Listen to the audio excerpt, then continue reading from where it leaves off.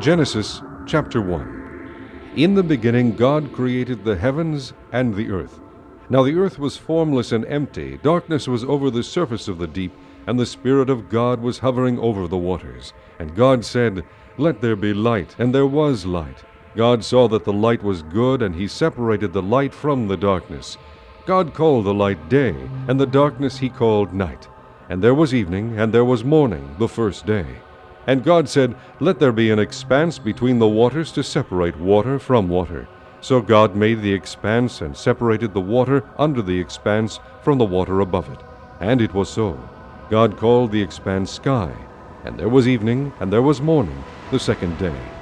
And God said, "Let the water under the sky be gathered to one place, and let dry ground appear." And it was so. God called the dry ground land, and the gathered waters he called seas. And God saw that it was good. Then God said, "Let the land produce vegetation, seed-bearing plants and trees on the land that bear fruit with seed in it, according to their various kinds." And it was so. The land produced vegetation, plants bearing seed according to their kinds, and trees bearing fruit with seed in it according to their kinds. And God saw that it was good. And there was evening, and there was morning, the third day. And God said, "Let there be lights in the expanse of the sky, to separate the day from the night, and let them serve as signs to mark seasons and days and years, and let them be lights in the expanse of the sky to give light on the earth." And it was so. God made two great lights, the greater light to govern the day, and the lesser light to govern the night. He also made the stars. God set them in the expanse of the sky to give light on the earth, to govern the day and the night, and to separate light from darkness. And God saw that it was good. And there was evening, and there was morning, the fourth day. And God said, "Let the water teem with living creatures, and let birds fly above the earth across the expanse of the sky."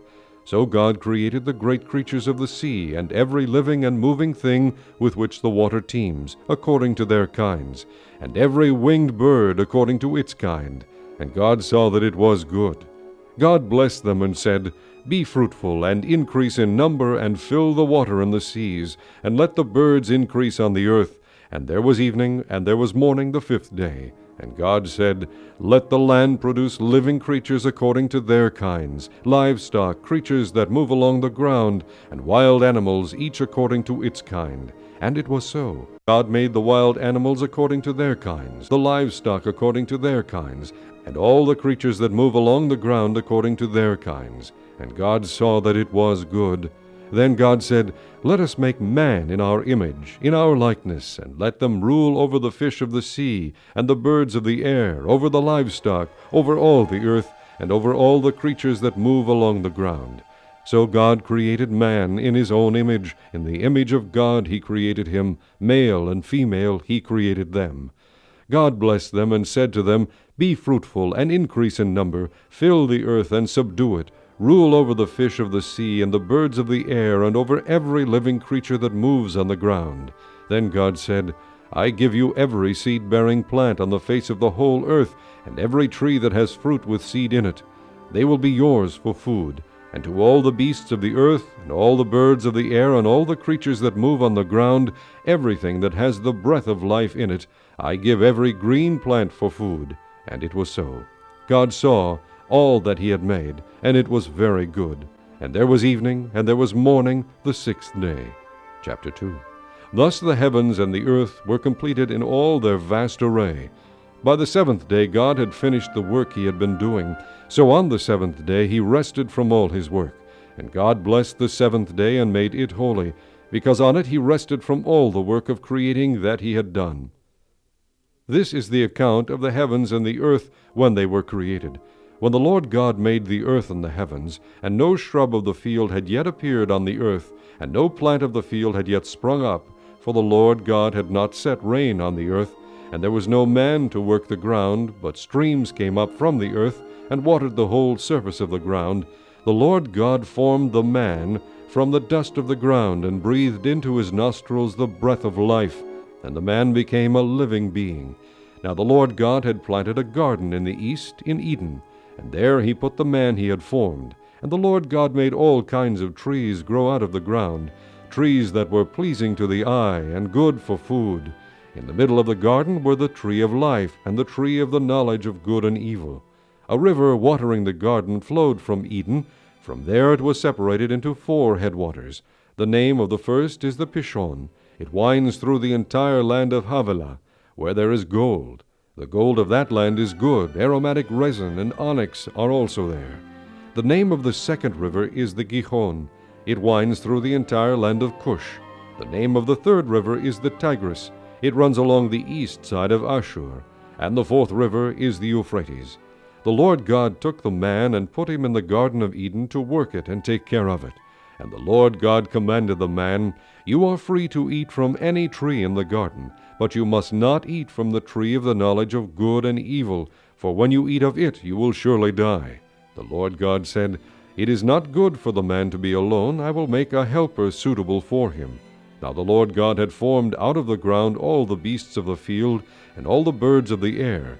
He brought them to the man to see what he would name them, and whatever the man called each living creature, that was its name. So the man gave names to all the livestock, the birds of the air, and all the beasts of the field. But for Adam no suitable helper was found. So the Lord God caused the man to fall into a deep sleep, and while he was sleeping, he took one of the man's ribs and closed up the place with flesh. Then the Lord God made a woman from the rib he had taken out of the man, and he brought her to the man. The man said, "This is now bone of my bones and flesh of my flesh. She shall be called woman, for she was taken out of man. For this reason a man will leave his father and mother and be united to his wife, and they will become one flesh. The man and his wife were both naked, and they felt no shame." Chapter 3. Now the serpent was more crafty than any of the wild animals the Lord God had made. He said to the woman, "Did God really say, 'You must not eat from any tree in the garden'?" The woman said to the serpent, "We may eat fruit from the trees in the garden, but God did say, 'You must not eat fruit from the tree that is in the middle of the garden, and you must not touch it, or you will die.'" "You will not surely die," the serpent said to the woman, "for God knows that when you eat of it your eyes will be opened, and you will be like God, knowing good and evil." When the woman saw that the fruit of the tree was good for food, and pleasing to the eye, and also desirable for gaining wisdom, she took some and ate it. She also gave some to her husband who was with her, and he ate it. Then the eyes of both of them were opened, and they realized they were naked. So they sewed fig leaves together and made coverings for themselves. Then the man and his wife heard the sound of the Lord God as he was walking in the garden in the cool of the day, and they hid from the Lord God among the trees of the garden. But the Lord God called to the man, "Where are you?" He answered, "I heard you in the garden, and I was afraid because I was naked, so I hid." And he said, "Who told you that you were naked? Have you eaten from the tree that I commanded you not to eat from?" The man said, "The woman you put here with me, she gave me some fruit from the tree, and I ate it." Then the Lord God said to the woman, "What is this you have done?" The woman said, "The serpent deceived me, and I ate." So the Lord God said to the serpent, "Because you have done this, cursed are you above all the livestock and all the wild animals. You will crawl on your belly, and you will eat dust all the days of your life. And I will put enmity between you and the woman, and between your offspring and hers. He will crush your head, and you will strike his heel." To the woman he said, "I will greatly increase your pains in childbearing. With pain you will give birth to children. Your desire will be for your husband, and he will rule over you." To Adam he said, "Because you listened to your wife and ate from the tree about which I commanded you, you must not eat of it. Cursed is the ground because of you. Through painful toil you will eat of it all the days of your life. It will produce thorns and thistles for you, and you will eat the plants of the field. By the sweat of your brow you will eat your food until you return to the ground, since from it you were taken, for dust you are, and to dust you will return." Adam named his wife Eve, because she would become the mother of all the living. The Lord God made garments of skin for Adam and his wife, and clothed them. And the Lord God said, "The man has now become like one of us, knowing good and evil. He must not be allowed to reach out his hand and take also from the tree of life and eat, and live forever." So the Lord God banished him from the Garden of Eden to work the ground from which he had been taken. After he drove the man out, he placed on the east side of the Garden of Eden cherubim and a flaming sword flashing back and forth to guard the way to the tree of life. Chapter 4. Adam lay with his wife Eve, and she became pregnant and gave birth to Cain. She said, "With the help of the Lord I have brought forth a man." Later she gave birth to his brother Abel. Now Abel kept flocks, and Cain worked the soil. In the course of time Cain brought some of the fruits of the soil as an offering to the Lord, but Abel brought fat portions from some of the firstborn of his flock. The Lord looked with favor on Abel and his offering, but on Cain and his offering he did not look with favor. So Cain was very angry, and his face was downcast.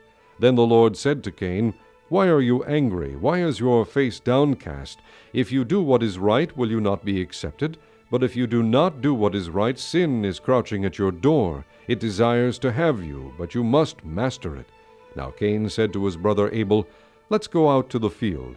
And while they were in the field, Cain attacked his brother Abel and killed him. Then the Lord said to Cain, "Where is your brother Abel?" "I do not know," he replied. "Am I my brother's keeper?" The Lord said, "What have you done? Listen, your brother's blood cries out to me from the ground.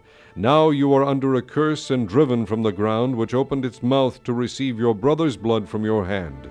When you work the ground, it will no longer yield its crops for you. You will be a restless wanderer on the earth." Cain said to the Lord, "My punishment is more than I can bear. Today you are driving me from the land, and I will be hidden from your presence. I will be a restless wanderer on the earth, and whoever finds me will kill me." But the Lord said to him, "Not so. If anyone kills Cain, he will suffer vengeance 7 times over." Then the Lord put a mark on Cain, so that no one who found him would kill him. So Cain went out from the Lord's presence and lived in the land of Nod, east of Eden. Cain lay with his wife, and she became pregnant and gave birth to Enoch. Cain was then building a city, and he named it after his son Enoch. To Enoch was born Irad, and Irad was the father of Mehujael, and Mehujael was the father of Methushael, and Methushael was the father of Lamech. Lamech married 2 women, one named Ada, and the other Zillah. Ada gave birth to Jabal. He was the father of those who live in tents and raise livestock. His brother's name was Jubal. He was the father of all who play the harp and flute. Zillah also had a son, Tubal-Cain, who forged all kinds of tools out of bronze and iron. Tubal-Cain's sister was Naamah. Lamech said to his wives, "Ada and Zillah, listen to me. Wives of Lamech, hear my words. I have killed a man for wounding me, a young man for injuring me. If Cain is avenged 7 times, then Lamech 77 times. Adam lay with his wife again, and she gave birth to a son and named him Seth, saying, "God has granted me another child in place of Abel, since Cain killed him." Seth also had a son, and he named him Enosh. At that time men began to call on the name of the Lord. Chapter 5. This is the written account of Adam's line. When God created man, he made him in the likeness of God. He created them male and female and blessed them, and when they were created he called them man. When Adam had lived 130 years, he had a son in his own likeness, in his own image, and he named him Seth. After Seth was born, Adam lived 800 years and had other sons and daughters. Altogether, Adam lived 930 years, and then he died. When Seth had lived 105 years, he became the father of Enosh. And after he became the father of Enosh, Seth lived 807 years and had other sons and daughters. Altogether, Seth lived 912 years, and then he died. When Enosh had lived 90 years, he became the father of Kenan. And after he became the father of Kenan, Enosh lived 815 years and had other sons and daughters. Altogether, Enosh lived 905 years, and then he died. When Kenan had lived 70 years, he became the father of Mahalalel. And after he became the father of Mahalalel, Kenan lived 840 years and had other sons and daughters. Altogether, Kenan lived 910 years, and then he died. When Mahalalel had lived 65 years, he became the father of Jared. And after he became the father of Jared, Mahalalel lived 830 years and had other sons and daughters. Altogether, Mahalalel lived 895 years, and then he died. When Jared had lived 162 years, he became the father of Enoch. And after he became the father of Enoch, Jared lived 800 years and had other sons and daughters. Altogether, Jared lived 962 years, and then he died. When Enoch had lived 65 years, he became the father of Methuselah. And after he became the father of Methuselah, Enoch walked with God 300 years and had other sons and daughters. Altogether, Enoch lived 365 years. Enoch walked with God, then he was no more, because God took him away. When Methuselah had lived 187 years, he became the father of Lamech. And after he became the father of Lamech, Methuselah lived 782 years and had other sons and daughters. Altogether, Methuselah lived 969 years, and then he died. When Lamech had lived 182 years, he had a son. He named him Noah, and said, He will comfort us in the labor and painful toil of our hands caused by the ground the Lord has cursed. After Noah was born, Lamech lived 595 years and had other sons and daughters. Altogether, Lamech lived 777 years, and then he died. After Noah was 500 years old, he became the father of Shem, Ham, and Japheth. Chapter 6. When men began to increase in number on the earth, and daughters were born to them, the sons of God saw that the daughters of men were beautiful, and they married any of them they chose. Then the Lord said, My spirit will not contend with man forever, for he is mortal. His days will be 120 years. The Nephilim were on the earth in those days, and also afterward, when the sons of God went to the daughters of men and had children by them. They were the heroes of old, men of renown. The Lord saw how great man's wickedness on the earth had become, and that every inclination of the thoughts of his heart was only evil all the time. The Lord was grieved that he had made man on the earth, and his heart was filled with pain. So the Lord said, I will wipe mankind whom I have created from the face of the earth, men and animals and creatures that move along the ground and birds of the air, for I am grieved that I have made them. But Noah found favor in the eyes of the Lord. This is the account of Noah. Noah was a righteous man, blameless among the people of his time, and he walked with God. Noah had 3 sons, Shem, Ham, and Japheth. Now the earth was corrupt in God's sight, and was full of violence. God saw how corrupt the earth had become, for all the people on earth had corrupted their ways. So God said to Noah, I am going to put an end to all people, for the earth is filled with violence because of them. I am surely going to destroy both them and the earth. So make yourself an ark of cypress wood, make rooms in it, and coat it with pitch inside and out. This is how you are to build it. The ark is to be 450 feet long, 75 feet wide, and 45 feet high. Make a roof for it, and finish the ark to within 18 inches of the top. Put a door in the side of the ark, and make lower, middle, and upper decks. I am going to bring floodwaters on the earth to destroy all life under the heavens, every creature that has the breath of life in it. Everything on earth will perish. But I will establish my covenant with you, and you will enter the ark, you and your sons and your wife and your sons' wives with you. You are to bring into the ark 2 of all living creatures, male and female, to keep them alive with you. 2 of every kind of bird, of every kind of animal, and of every kind of creature that moves along the ground will come to you to be kept alive. You are to take every kind of food that is to be eaten, and store it away as food for you and for them. Noah did everything just as God commanded him. Chapter 7. The Lord then said to Noah, Go into the ark, you and your whole family, because I have found you righteous in this generation. Take with you 7 of every kind of clean animal, a male and its mate, and 2 of every kind of unclean animal, a male and its mate, and also 7 of every kind of bird, male and female, to keep their various kinds alive throughout the earth. 7 days from now I will send rain on the earth for 40 days and 40 nights, and I will wipe from the face of the earth every living creature I have made. And Noah did all that the Lord commanded him. Noah was 600 years old when the floodwaters came on the earth. And Noah and his sons and his wife and his sons' wives entered the ark to escape the waters of the flood. Pairs of clean and unclean animals, of birds and of all creatures that move along the ground, male and female, came to Noah and entered the ark as God had commanded Noah. And after the 7 days the floodwaters came on the earth. In the 600th year of Noah's life, on the 17th day of the 2nd month, on that day all the springs of the great deep burst forth, and the floodgates of the heavens were opened, and rain fell on the earth 40 days and 40 nights. On that very day Noah and his sons Shem, Ham, and Japheth, together with his wife and the wives of his 3 sons, entered the ark. They had with them every wild animal according to its kind, all livestock according to their kinds, every creature that moves along the ground according to its kind, and every bird according to its kind, everything with wings. Pairs of all creatures that have the breath of life in them came to Noah and entered the ark. The animals going in were male and female of every living thing, as God had commanded Noah. Then the Lord shut him in. For 40 days the flood kept coming on the earth, and as the waters increased, they lifted the ark high above the earth. The waters rose and increased greatly on the earth, and the ark floated on the surface of the water. They rose greatly on the earth, and all the high mountains under the entire heavens were covered.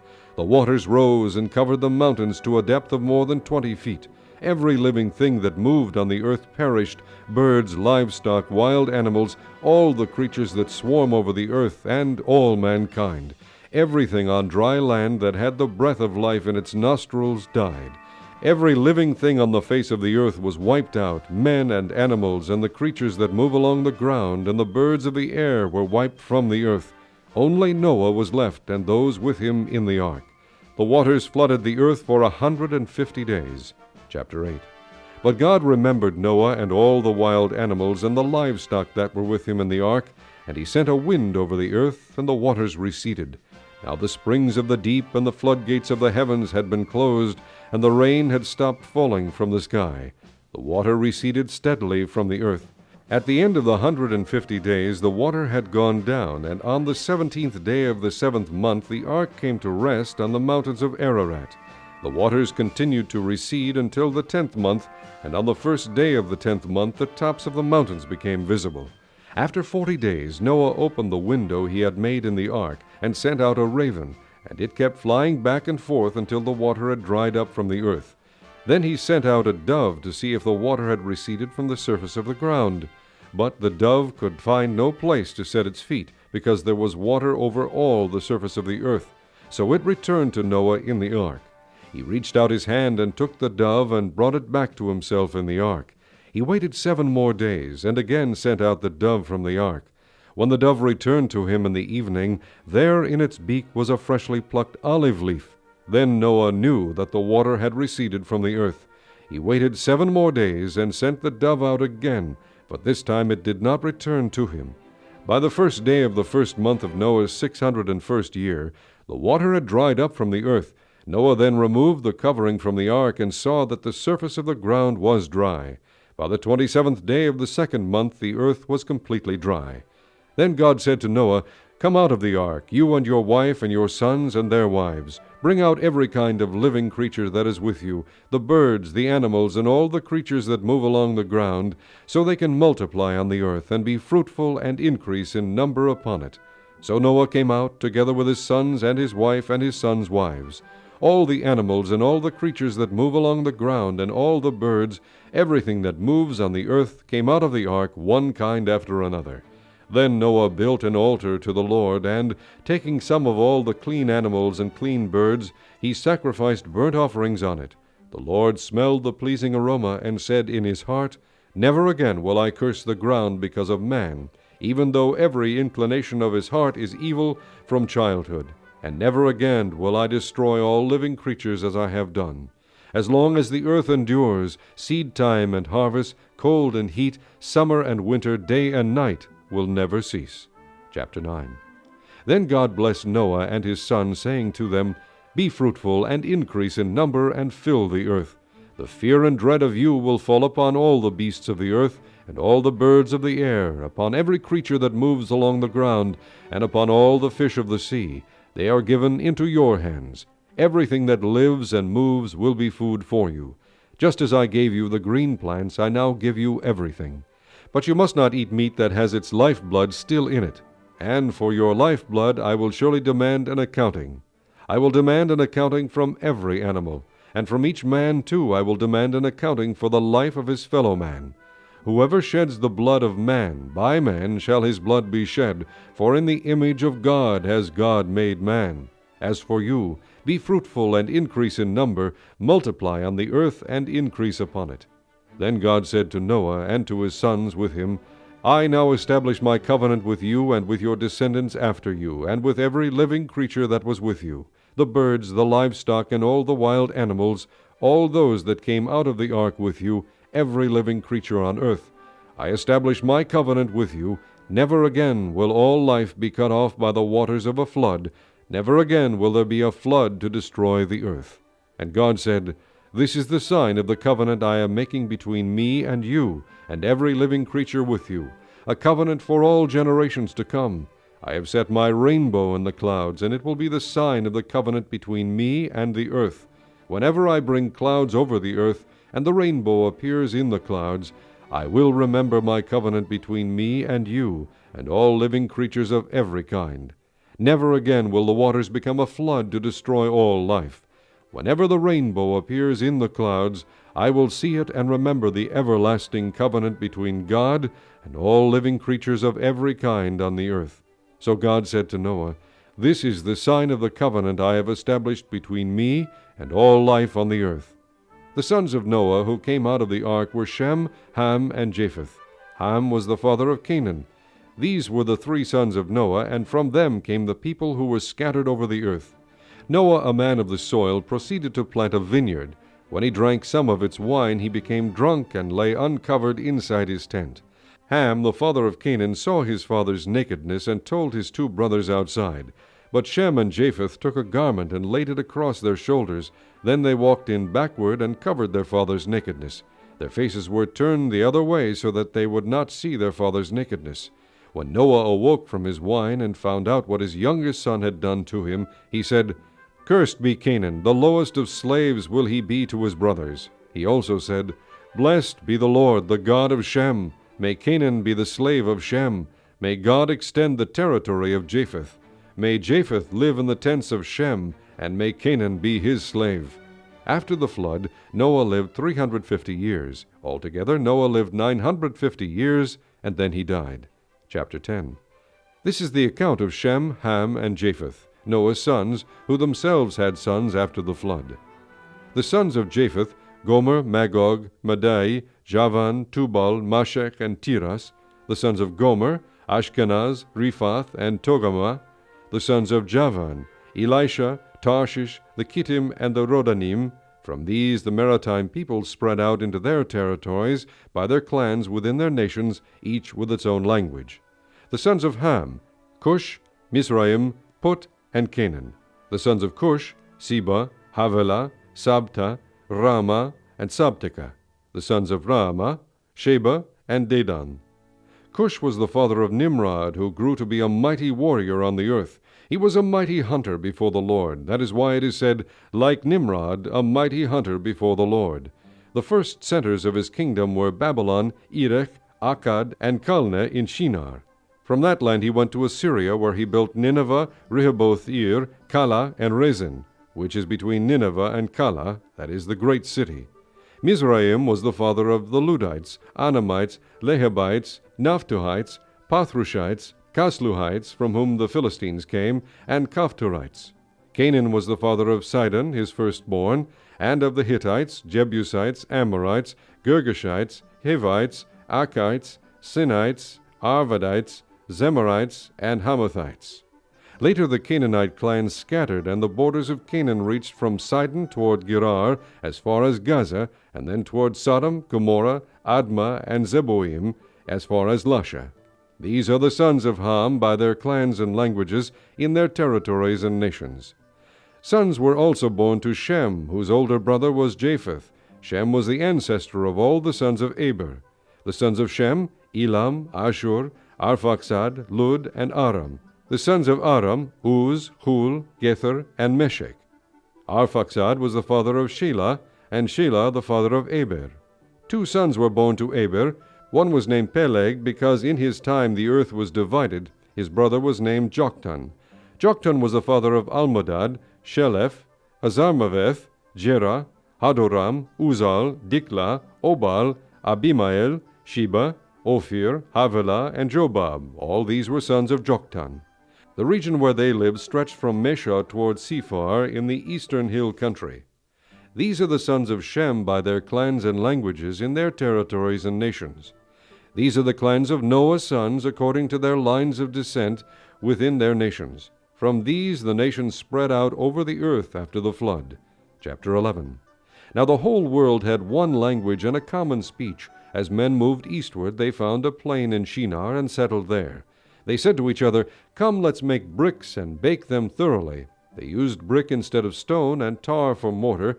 Then they said, "Come, let us build ourselves a city, with a tower that reaches to the heavens, so that we may make a name for ourselves, and not be scattered over the face of the whole earth." But the Lord came down to see the city, and the tower that the men were building. The Lord said, "If as one people speaking the same language they have begun to do this, then nothing they plan to do will be impossible for them. Come, let us go down and confuse their language, so they will not understand each other." So the Lord scattered them from there over all the earth, and they stopped building the city. That is why it was called Babel, because there the Lord confused the language of the whole world. From there the Lord scattered them over the face of the whole earth. This is the account of Shem. 2 years after the flood, when Shem was 100 years old, he became the father of Arphaxad. And after he became the father of Arphaxad, Shem lived 500 years and had other sons and daughters. When Arphaxad had lived 35 years, he became the father of Shelah. And after he became the father of Shelah, Arphaxad lived 403 years and had other sons and daughters. When Shelah had lived 30 years, he became the father of Eber. And after he became the father of Eber, Shelah lived 403 years and had other sons and daughters. When Eber had lived 34 years, he became the father of Peleg. And after he became the father of Peleg, Eber lived 430 years and had other sons and daughters. When Peleg had lived 30 years, he became the father of Reu. And after he became the father of Reu, Peleg lived 209 years and had other sons and daughters. When Reu had lived 32 years, he became the father of Serug. And after he became the father of Serug, Reu lived 207 years and had other sons and daughters. When Serug had lived 30 years, he became the father of Nahor. And after he became the father of Nahor, Serug lived 200 years and had other sons and daughters. When Nahor had lived 29 years, he became the father of Terah. And after he became the father of Terah, Nahor lived 119 years and had other sons and daughters. After Terah had lived 70 years, he became the father of Abram, Nahor, and Haran. This is the account of Terah. Terah became the father of Abram, Nahor, and Haran became the father of Lot. While his father Terah was still alive, Haran died in Ur of the Chaldeans in the land of his birth. Abram and Nahor both married. The name of Abram's wife was Sarai, and the name of Nahor's wife was Milcah. She was the daughter of Haran, the father of both Milcah and Iscah. Now Sarai was barren, she had no children. Terah took his son Abram, his grandson Lot, son of Haran, and his daughter-in-law Sarai, the wife of his son Abram, and together they set out from Ur of the Chaldeans to go to Canaan. But when they came to Haran, they settled there. Terah lived 205 years, and he died in Haran. Chapter 12. The Lord had said to Abram, "Leave your country, your people, and your father's household, and go to the land I will show you. I will make you into a great nation, and I will bless you. I will make your name great, and you will be a blessing. I will bless those who bless you, and whoever curses you I will curse. And all peoples on earth will be blessed through you." So Abram left, as the Lord had told him, and Lot went with him. Abram was 75 years old when he set out from Haran. He took his wife Sarai, his nephew Lot, all the possessions they had accumulated, and the people they had acquired in Haran, and they set out for the land of Canaan, and they arrived there. Abram traveled through the land as far as the site of the great tree of Moreh at Shechem. At that time the Canaanites were in the land. The Lord appeared to Abram and said, "To your offspring I will give this land." So he built an altar there to the Lord who had appeared to him. From there he went on toward the hills east of Bethel and pitched his tent, with Bethel on the west and Ai on the east. There he built an altar to the Lord and called on the name of the Lord. Then Abram set out and continued toward the Negev. Now there was a famine in the land, and Abram went down to Egypt to live there for a while, because the famine was severe.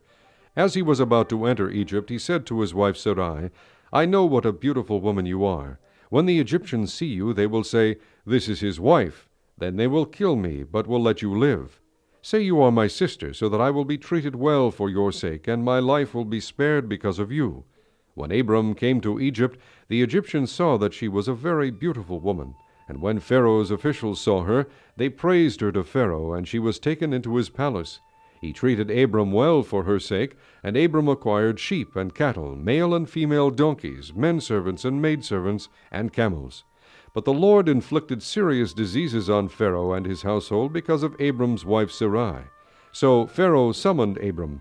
"What have you done to me?" he said. "Why didn't you tell me she was your wife? Why did you say, 'She is my sister,' so that I took her to be my wife? Now then, here is your wife. Take her and go." Then Pharaoh gave orders about Abram to his men, and they sent him on his way with his wife and everything he had. Chapter 13. So Abram went up from Egypt to the Negev with his wife and everything he had, and Lot went with him. Abram had become very wealthy in livestock and in silver and gold.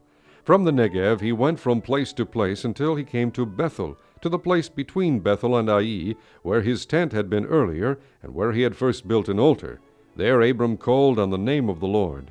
Now Lot, who was moving about with Abram, also had flocks and herds and tents. But the land could not support them while they stayed together, for their possessions were so great that they were not able to stay together. And quarreling arose between Abram's herdsmen and the herdsmen of Lot. The Canaanites and Perizzites were also living in the land at that time. So Abram said to Lot, "Let's not have any quarreling between you and me, or between your herdsmen and mine, for we are brothers. Is not the whole land before you? Let's part company. If you go to the left, I'll go to the right. If you go to the right, I'll go to the left." Lot looked up and saw that the whole plain of the Jordan was well watered, like the garden of the Lord, like the land of Egypt toward Zoar. This was before the Lord destroyed Sodom and Gomorrah. So Lot chose for himself the whole plain of the Jordan and set out toward the east. The two men parted company. Abram lived in the land of Canaan, while Lot lived among the cities of the plain and pitched his tents near Sodom. Now the men of Sodom were wicked and were sinning greatly against the Lord. The Lord said to Abram, after Lot had parted from him, "Lift up your eyes from where you are, and look north and south, east and west. All the land that you see I will give to you and your offspring forever. I will make your offspring like the dust of the earth, so that if anyone could count the dust, then your offspring could be counted. Go, walk through the length and breadth of the land, for I am giving it to you." So Abram moved his tents and went to live near the great trees of Mamre at Hebron, where he built an altar to the Lord. Chapter 14.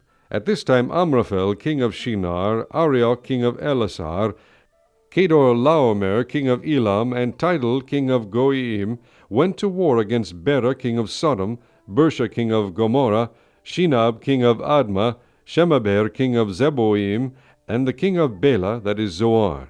All these latter kings joined forces in the valley of Siddim, the Salt Sea. For 12 years they had been subject to Kedorlaomer, but in the 13th year they rebelled. In the 14th year, Kedorlaomer and the kings allied with him went out and defeated the Rephaites in Ashtaroth Karnaim, the Zuzites in Ham, and the Emites in Shaveth Kiriathaim, and the Horites in the hill country of Seir as far as El Paran near the desert. Then they turned back and went to En-Mishpat, that is Kadesh, and they conquered the whole territory of the Amalekites as well as the Amorites who were living in Hazazon Tamar. Then the king of Sodom, the king of Gomorrah, the king of Admah, the king of Zeboim, and the king of Bela, that is Zoar, marched out and drew up their battle lines in the valley of Siddim against Kedorlaomer, king of Elam, Tidal, king of Goiim, Amraphel, king of Shinar, and Arioch, king of Elasar, 4 kings against 5. Now the valley of Siddim was full of tar pits, and when the kings of Sodom and Gomorrah fled, some of the men fell into them, and the rest fled to the hills. The 4 kings seized all the goods of Sodom and Gomorrah, and all their food. Then they went away. They also carried off Abram's nephew Lot and his possessions, since he was living in Sodom. One who had escaped came and reported this to Abram the Hebrew. Now Abram was living near the great trees of Mamre the Amorite, a brother of Eshcol and Aner, all of whom were allied with Abram. When Abram heard that his relative had been taken captive, he called out the 318 trained men born in his household, and went in pursuit as far as Dan. During the night Abram divided his men to attack them, and he routed them, pursuing them as far as Hobah, north of Damascus.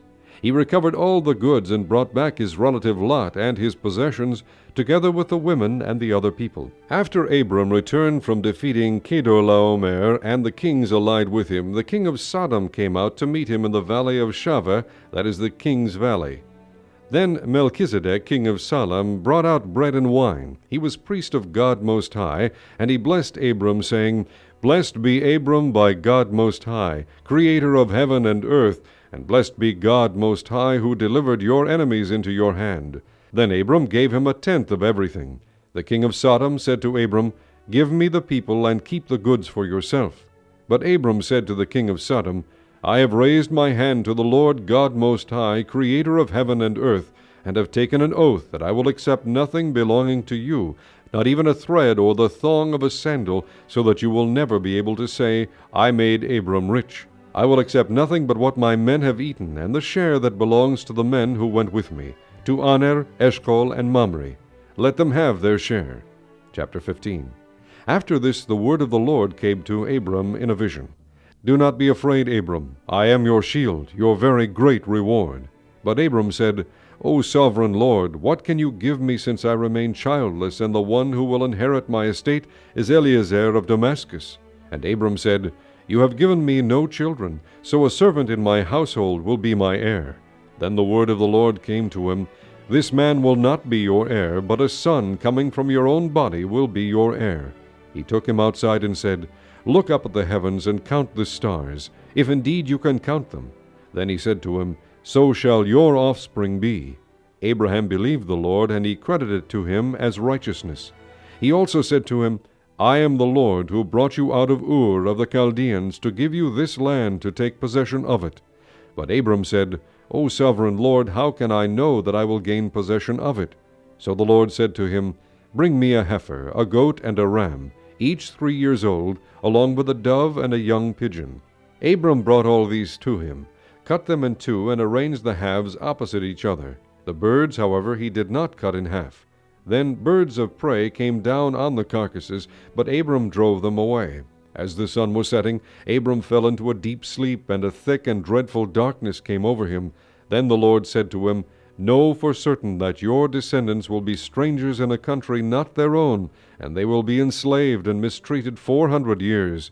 But I will punish the nation they serve as slaves, and afterward they will come out with great possessions. You, however, will go to your fathers in peace, and be buried at a good old age. In the 4th generation your descendants will come back here, for the sin of the Amorites has not yet reached its full measure.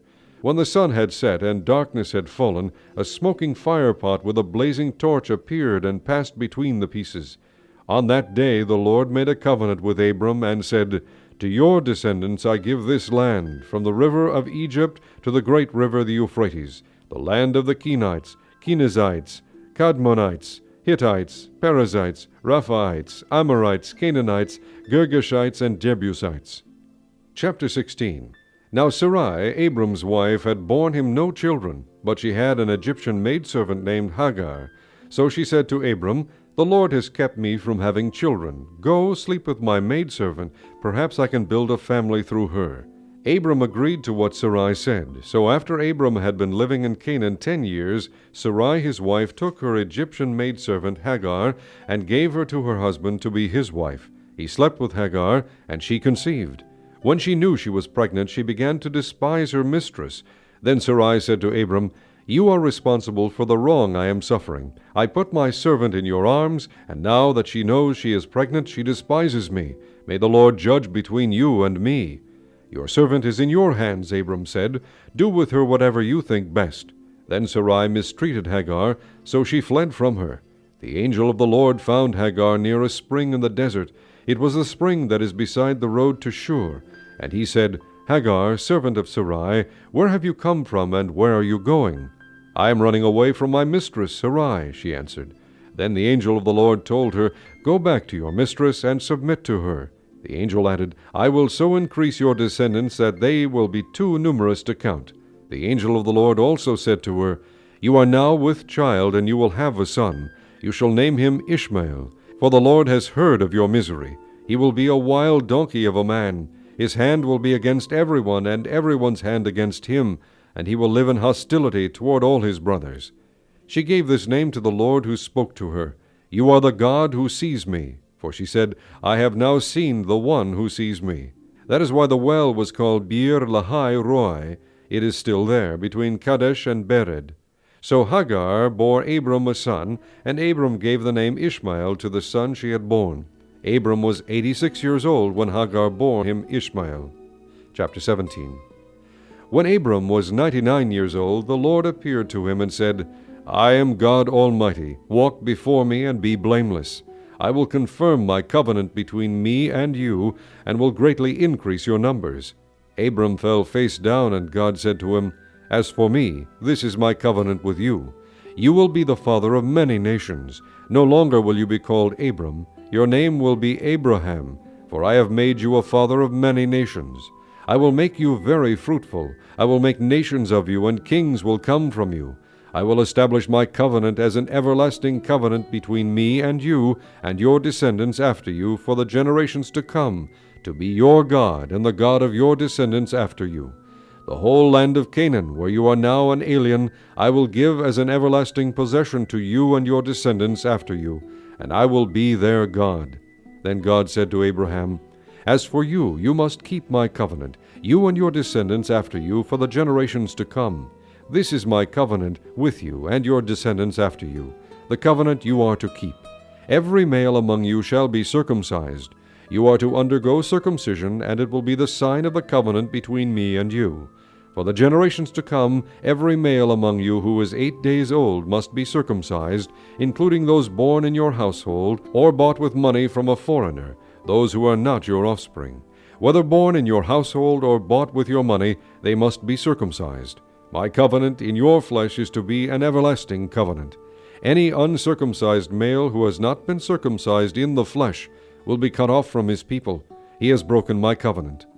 God also said to Abraham, As for Sarai your wife, you are no longer to call her Sarai. Her name will be Sarah. I will bless her, and will surely give you a son by her. I will bless her so that she will be the mother of nations. Kings of peoples will come from her. Abraham fell face down. He laughed and said to himself, Will a son be born to a man 100 years old? Will Sarah bear a child at the age of 90? And Abraham said to God, If only Ishmael might live under your blessing. Then God said, Yes, but your wife Sarah will bear you a son, and you will call him Isaac. I will establish my covenant with him as an everlasting covenant for his descendants after him. And as for Ishmael, I have heard you. I will surely bless him. I will make him fruitful and will greatly increase his numbers. He will be the father of 12 rulers, and I will make him into a great nation. But my covenant I will establish with Isaac, whom Sarah will bear to you by this time next year. When he had finished speaking with Abraham, God went up from him.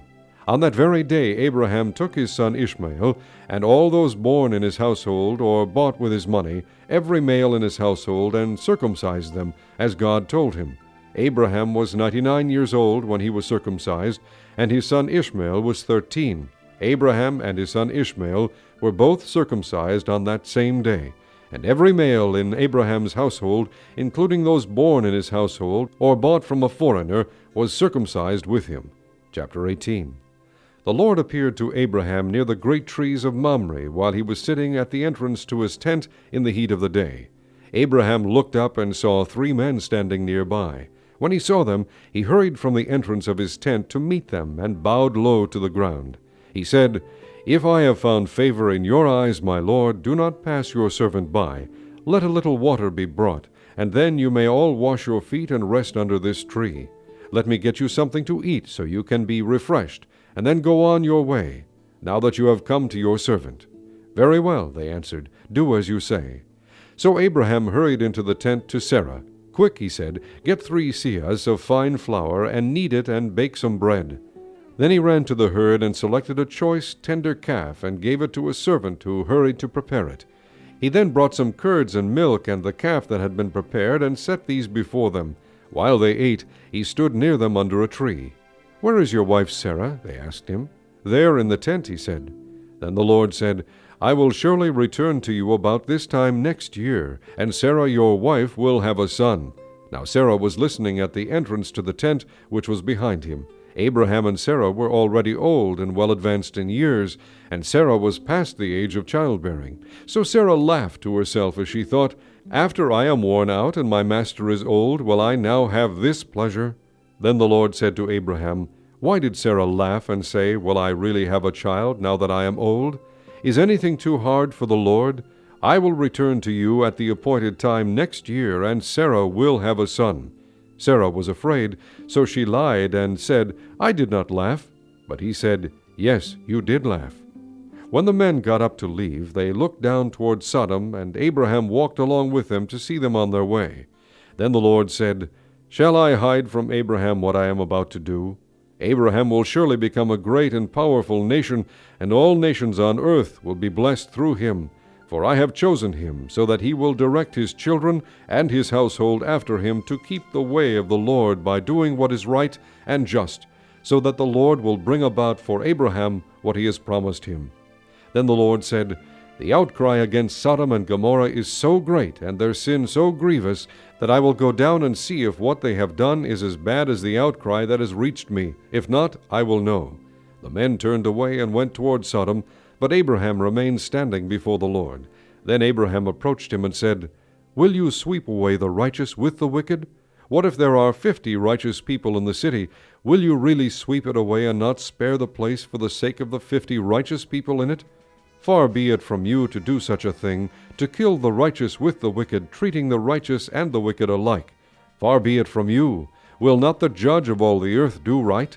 The Lord said, "If I find 50 righteous people in the city of Sodom, I will spare the whole place for their sake." Then Abraham spoke up again, "Now that I have been so bold as to speak to the Lord, though I am nothing but dust and ashes, what if the number of the righteous is 5 less than 50? Will you destroy the whole city because of 5 people? If I find 45 there," he said, "I will not destroy it." Once again he spoke to him, "What if only 40 are found there?" He said, "For the sake of 40 I will not do it." Then he said, "May the Lord not be angry, but let me speak. What if only 30 can be found there?" He answered, "I will not do it if I find 30 there." Abraham said, "Now that I have been so bold as to speak to the Lord, what if only 20 can be found there?" He said, "For the sake of 20 I will not destroy it."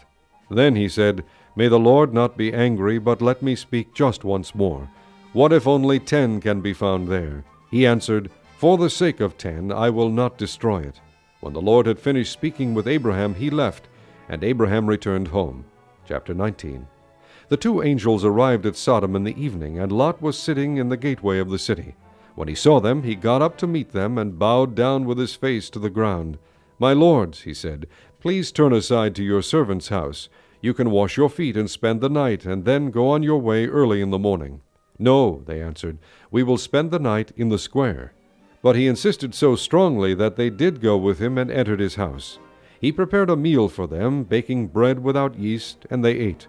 Before they had gone to bed, all the men from every part of the city of Sodom, both young and old, surrounded the house. They called to Lot, "Where are the men who came to you tonight? Bring them out to us so that we can have sex with them." Lot went outside to meet them and shut the door behind him and said, "No, my friends, don't do this wicked thing. Look, I have 2 daughters who have never slept with a man. Let me bring them out to you, and you can do what you like with them. But don't do anything to these men, for they have come under the protection of my roof." "Get out of our way," they replied. And they said, "This fellow came here as an alien, and now he wants to play the judge. We'll treat you worse than them." They kept bringing pressure on Lot, and moved forward to break down the door. But the men inside reached out and pulled Lot back into the house and shut the door.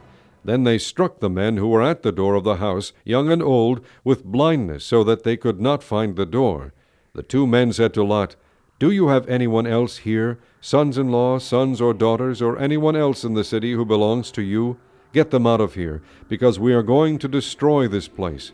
The outcry to the Lord against its people is so great that he has sent us to destroy it."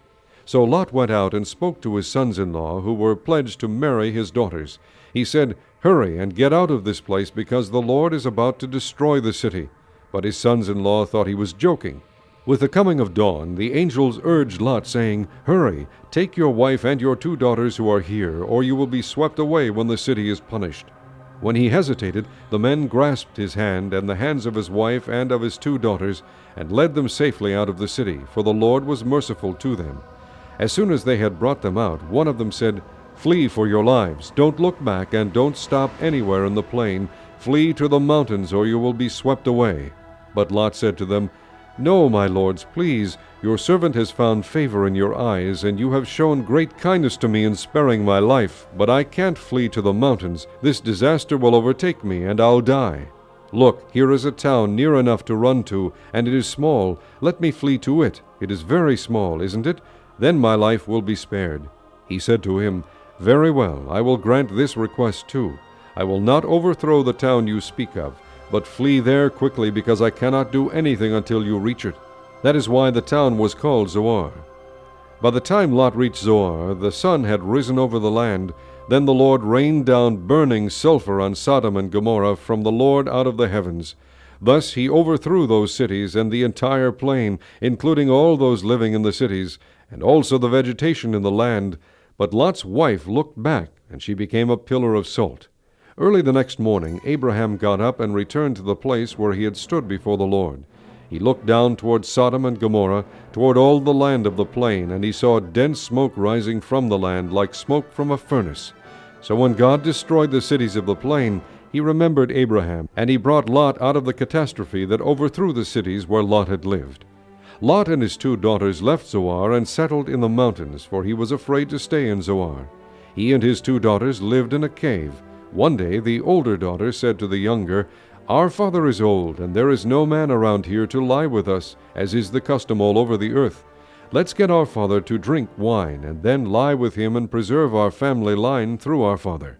That night they got their father to drink wine, and the older daughter went in and lay with him. He was not aware of it when she lay down or when she got up. The next day the older daughter said to the younger, "Last night I lay with my father. Let's get him to drink wine again tonight, and you go in and lie with him so we can preserve our family line through our father." So they got their father to drink wine that night also, and the younger daughter went and lay with him. Again he was not aware of it when she lay down or when she got up. So both of Lot's daughters became pregnant by their father. The older daughter had a son, and she named him Moab. He is the father of the Moabites of today.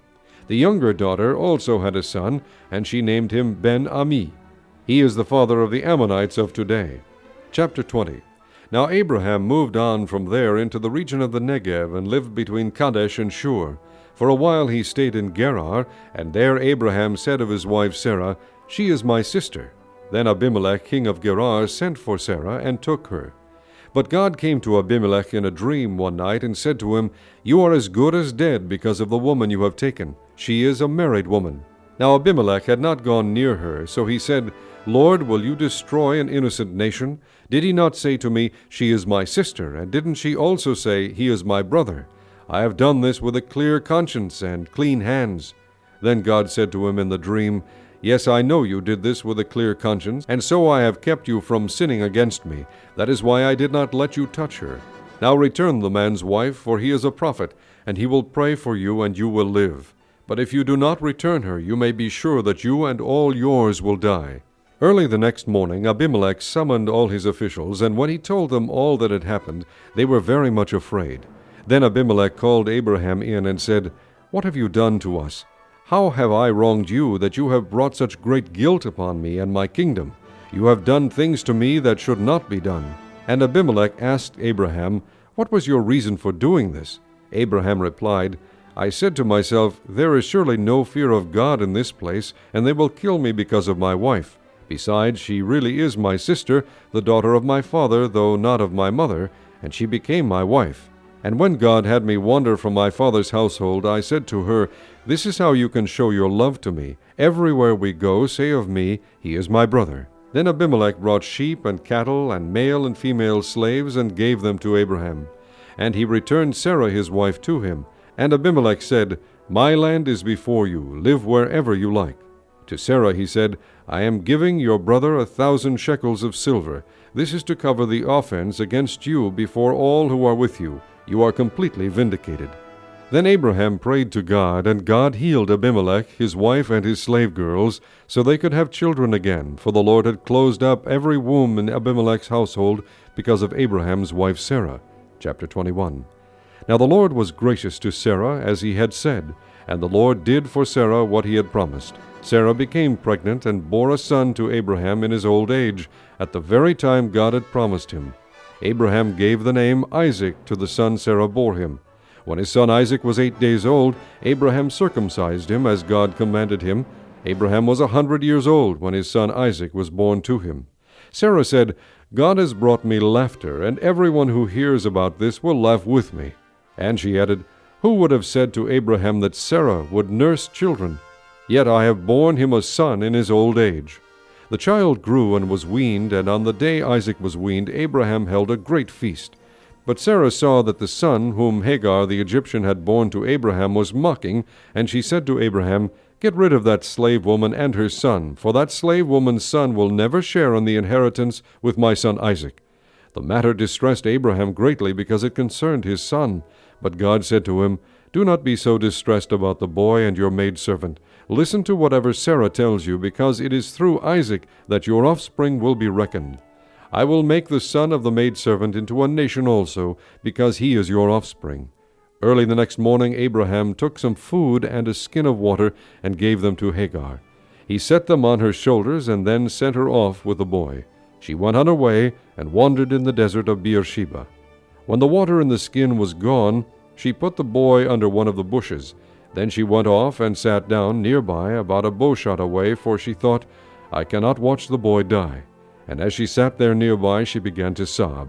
God heard the boy crying, and the angel of God called to Hagar from heaven and said to her, What is the matter, Hagar?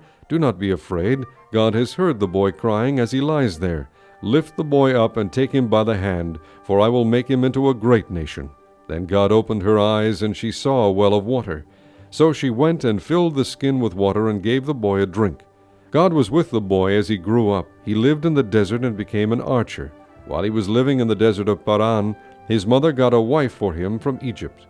At that time Abimelech and Phicol, the commander of his forces, said to Abraham, God is with you in everything you do. Now swear to me here before God that you will not deal falsely with me or my children or my descendants. Show to me and the country where you are living as an alien the same kindness I have shown to you. Abraham said, I swear it.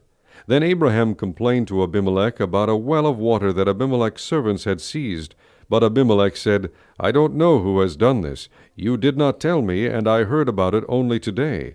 So Abraham brought sheep and cattle and gave them to Abimelech, and the two men made a treaty. Abraham set apart 7 ewe lambs from the flock, and Abimelech asked Abraham, What is the meaning of these 7 ewe lambs you have set apart by themselves? He replied, Accept these 7 lambs from my hand as a witness that I dug this well. So that place was called Beersheba, because the 2 men swore an oath there.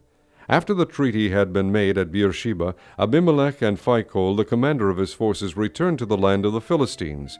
Abraham planted a tamarisk tree in Beersheba, and there he called upon the name of the Lord, the eternal God. And Abraham stayed in the land of the Philistines for a long time. Chapter 22. Some time later God tested Abraham. He said to him, Abraham. Here I am, he replied. Then God said, Take your son, your only son Isaac, whom you love, and go to the region of Moriah. Sacrifice him there as a burnt offering on one of the mountains I will tell you about. Early the next morning Abraham got up and saddled his donkey. He took with him 2 of his servants and his son Isaac. When he had cut enough wood for the burnt offering, he set out for the place God had told him about. On the 3rd day Abraham looked up and saw the place in the distance. He said to his servants, Stay here with the donkey while I and the boy go over there. We will worship, and then we will come back to you. Abraham took the wood for the burnt offering and placed it on his son Isaac, and he himself carried the fire and the knife. As the 2 of them went on together, Isaac spoke up and said to his father Abraham, Father. Yes, my son, Abraham replied. The fire and wood are here, Isaac said, but where is the lamb for the burnt offering? Abraham answered, God himself will provide the lamb for the burnt offering, my son. And the 2 of them went on together. When they reached the place God had told him about, Abraham built an altar there and arranged the wood on it. He bound his son Isaac and laid him on the altar on top of the wood. Then he reached out his hand and took the knife to slay his son. But the angel of the Lord called out to him from heaven, "Abraham, Abraham." "Here I am," he replied. "Do not lay a hand on the boy," he said. "Do not do anything to him. Now I know that you fear God, because you have not withheld from me your son, your only son." Abraham looked up, and there in a thicket he saw a ram caught by its horns. He went over and took the ram and sacrificed it as a burnt offering instead of his son. So Abraham called that place, "The Lord will provide." And to this day it is said, "On the mountain of the Lord it will be provided."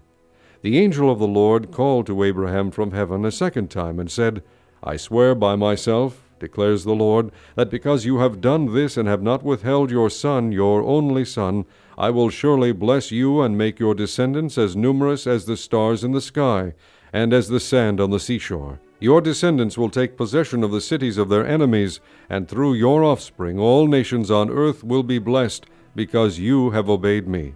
Then Abraham returned to his servants, and they set off together for Beersheba, and Abraham stayed in Beersheba. Sometime later Abraham was told, "Milcah is also a mother. She has borne sons to your brother Nahor. Uz the firstborn, Buz his brother, Kemuel the father of Aram, Kesed, Hazo, Pildash, Jidlaph, and Bethuel. Bethuel became the father of Rebekah. Milcah bore these 8 sons to Abraham's brother Nahor. His concubine, whose name was Reumah, also had sons, Tebah, Gaham, Tahash, and Maacah. Chapter 23. Sarah lived to be 127 years old. She died in Kiriath Arba, that is Hebron, in the land of Canaan, and Abraham went to mourn for Sarah and to weep over her. Then Abraham rose from beside his dead wife and spoke to the Hittites. He said, "I am an alien and a stranger among you. Sell me some property for a burial site here, so I can bury my dead." The Hittites replied to Abraham, "Sir, listen to us. You are a mighty prince among us. Bury your dead in the choicest of our tombs. None of us will refuse you his tomb for burying your dead." Then Abraham rose and bowed down before the people of the land, the Hittites. He said to them, "If you are willing to let me bury my dead, then listen to me and intercede with Ephron, son of Zohar, on my behalf, so he will sell me the cave of Machpelah, which belongs to him and is at the end of his field. Ask him to sell it to me for the full price as a burial site among you." Ephron the Hittite was sitting among his people, and he replied to Abraham in the hearing of all the Hittites who had come to the gate of his city. "No, my lord," he said, "listen to me. I give you the field, and I give you the cave that is in it. I give it to you in the presence of my people. Bury your dead." Again Abraham bowed down before the people of the land, and he said to Ephron in their hearing, "Listen to me if you will. I will pay the price of the field. Accept it from me so I can bury my dead there." Ephron answered Abraham, "Listen to me, my lord. The land is worth 400 shekels of silver, but what is that between me and you? Bury your dead." Abraham agreed to Ephron's terms and weighed out for him the price he had named in the hearing of the Hittites, 400 shekels of silver, according to the weight current among the merchants. So Ephron's field in Machpelah near Mamre, both the field and the cave in it, and all the trees within the borders of the field, was deeded to Abraham as his property in the presence of all the Hittites who had come to the gate of the city. Afterward Abraham buried his wife Sarah in the cave in the field of Machpelah near Mamre, which is at Hebron, in the land of Canaan. So the field and the cave in it were deeded to Abraham by the Hittites as a burial site. Chapter 24. Abraham was now old and well advanced in years, and the Lord had blessed him in every way. He said to the chief servant in his household, the one in charge of all that he had, "Put your hand under my thigh. I want you to swear by the Lord, the God of heaven and the God of earth, that you will not get a wife for my son from the daughters of the Canaanites, among whom I am living, but will go to my country and my own relatives and get a wife for my son Isaac." The servant asked him, "What if the woman is unwilling to come back with me to this land? Shall I then take your son back to the country you came from?" "Make sure that you do not take my son back there," Abraham said. "The Lord, the God of heaven, who brought me out of my father's household and my native land, and who spoke to me and promised me an oath, saying, 'To your offspring I will give this land,' he will send his angel before you so that you can get a wife for my son from there. If the woman is unwilling to come back with you, Then you will be released from this oath of mine. Only do not take my son back there." So the servant put his hand under the thigh of his master Abraham, and swore an oath to him concerning this matter. Then the servant took 10 of his master's camels and left, taking with him all kinds of good things from his master. He set out for Aram Naharaim, and made his way to the town of Nahor. He had the camels kneel down near the well outside the town. It was toward evening, the time the women go out to draw water. Then he prayed, "O Lord God of my master Abraham, give me success today, and show kindness to my master Abraham. See, I am standing beside this spring, and the daughters of the townspeople are coming out to draw water. May it be that when I say to a girl, 'Please let down your jar that I may have a drink,' and she says, 'Drink, and I'll water your camels too,' let her be the one you have chosen for your servant Isaac. By this I will know that you have shown kindness to my master." Before he had finished praying, Rebekah came out with her jar on her shoulder. She was the daughter of Bethuel, son of Milcah, who was the wife of Abraham's brother Nahor. The girl was very beautiful, a virgin. No man had ever lain with her. She went down to the spring, filled her jar, and came up again. The servant hurried to meet her and said, "Please give me a little water from your jar." "Drink, my lord," she said, and quickly lowered the jar to her hands and gave him a drink. After she had given him a drink, she said, "I'll draw water for your camels too until they have finished drinking." So she quickly emptied her jar into the trough, ran back to the well to draw more water, and drew enough for all his camels. Without saying a word, the man watched her closely to learn whether or not the Lord had made his journey successful. When the camels had finished drinking, the man took out a gold nose ring weighing a bekah and 2 gold bracelets weighing 10 shekels. Then he asked, "Whose daughter are you? Please tell me, is there room in your father's house for us to spend the night?" She answered him, "I am the daughter of Bethuel, the son that Milcah bore to Nahor." And she added, "We have plenty of straw and fodder, as well as room for you to spend the night." Then the man bowed down and worshipped the Lord, saying, "Praise be to the Lord, the God of my master Abraham, who has not abandoned his kindness and faithfulness to my master. As for me, the Lord has led me on the journey to the house of my master's relatives." The girl ran and told her mother's household about these things. Now Rebekah had a brother named Laban, and he hurried out to the man at the spring. As soon as he had seen the nose ring and the bracelets on his sister's arms, and had heard Rebekah tell what the man said to her, he went out to the man and found him standing by the camels near the spring. "Come, you who are blessed by the Lord," he said. "Why are you standing out here? I have prepared the house and a place for the camels." So the man went to the house, and the camels were unloaded. Straw and fodder were brought for the camels, and water for him and his men to wash their feet. Then food was set before him, but he said, "I will not eat until I have told you what I have to say." "Then tell us," Laban said. So he said, "I am Abraham's servant. The Lord has blessed my master abundantly, and he has become wealthy. He has given him sheep and cattle, silver and gold, men servants and maidservants, and camels and donkeys. My master's wife Sarah has borne him a son in her old age, and he has given him everything he owns. And my master made me swear an oath and said, 'You must not get a wife for my son from the daughters of the Canaanites in whose land I live, but go to my father's family and to my own clan and get a wife for my son.' Then I asked my master, 'What if the woman will not come back with me?' He replied, 'The Lord, before whom I have walked, will send his angel with you and make your journey a success, so that you can get a wife for my son from my own clan and from my father's family. Then when you go to my clan, you will be released from my oath. Even if they refuse to give her to you, you will be released from my oath.' When I came to the spring today, I said, 'O Lord, God of my master Abraham, if you will, please grant success to the journey on which I have come. See, I am standing beside this spring. If a maiden comes out to draw water, and I say to her, "Please let me drink a little water from your jar," and if she says to me, "Drink, and I'll draw water for your camels too," let her be the one the Lord has chosen for my master's son." Before I finished praying in my heart, Rebekah came out with her jar on her shoulder. She went down to the spring and drew water, and I said to her, "Please give me a drink." She quickly lowered her jar from her shoulder and said, "Drink, and I'll water your camels too." So I drank, and she watered the camels also. I asked her, "Whose daughter are you?" She said, "The daughter of Bethuel, son of Nahor, whom Milcah bore to him." Then I put the ring in her nose and the bracelets on her arms, and I bowed down and worshipped the Lord. I praise the Lord, the God of my master Abraham, who had led me on the right road to get the granddaughter of my master's brother for his son. Now if you will show kindness and faithfulness to my master, tell me, and if not, tell me, so I may know which way to turn." Laban and Bethuel answered, "This is from the Lord. We can say nothing to you one way or the other. Here is Rebekah. Take her and go, and let her become the wife of your master's son, as the Lord has directed." When Abraham's servant heard what they said, he bowed down to the ground before the Lord.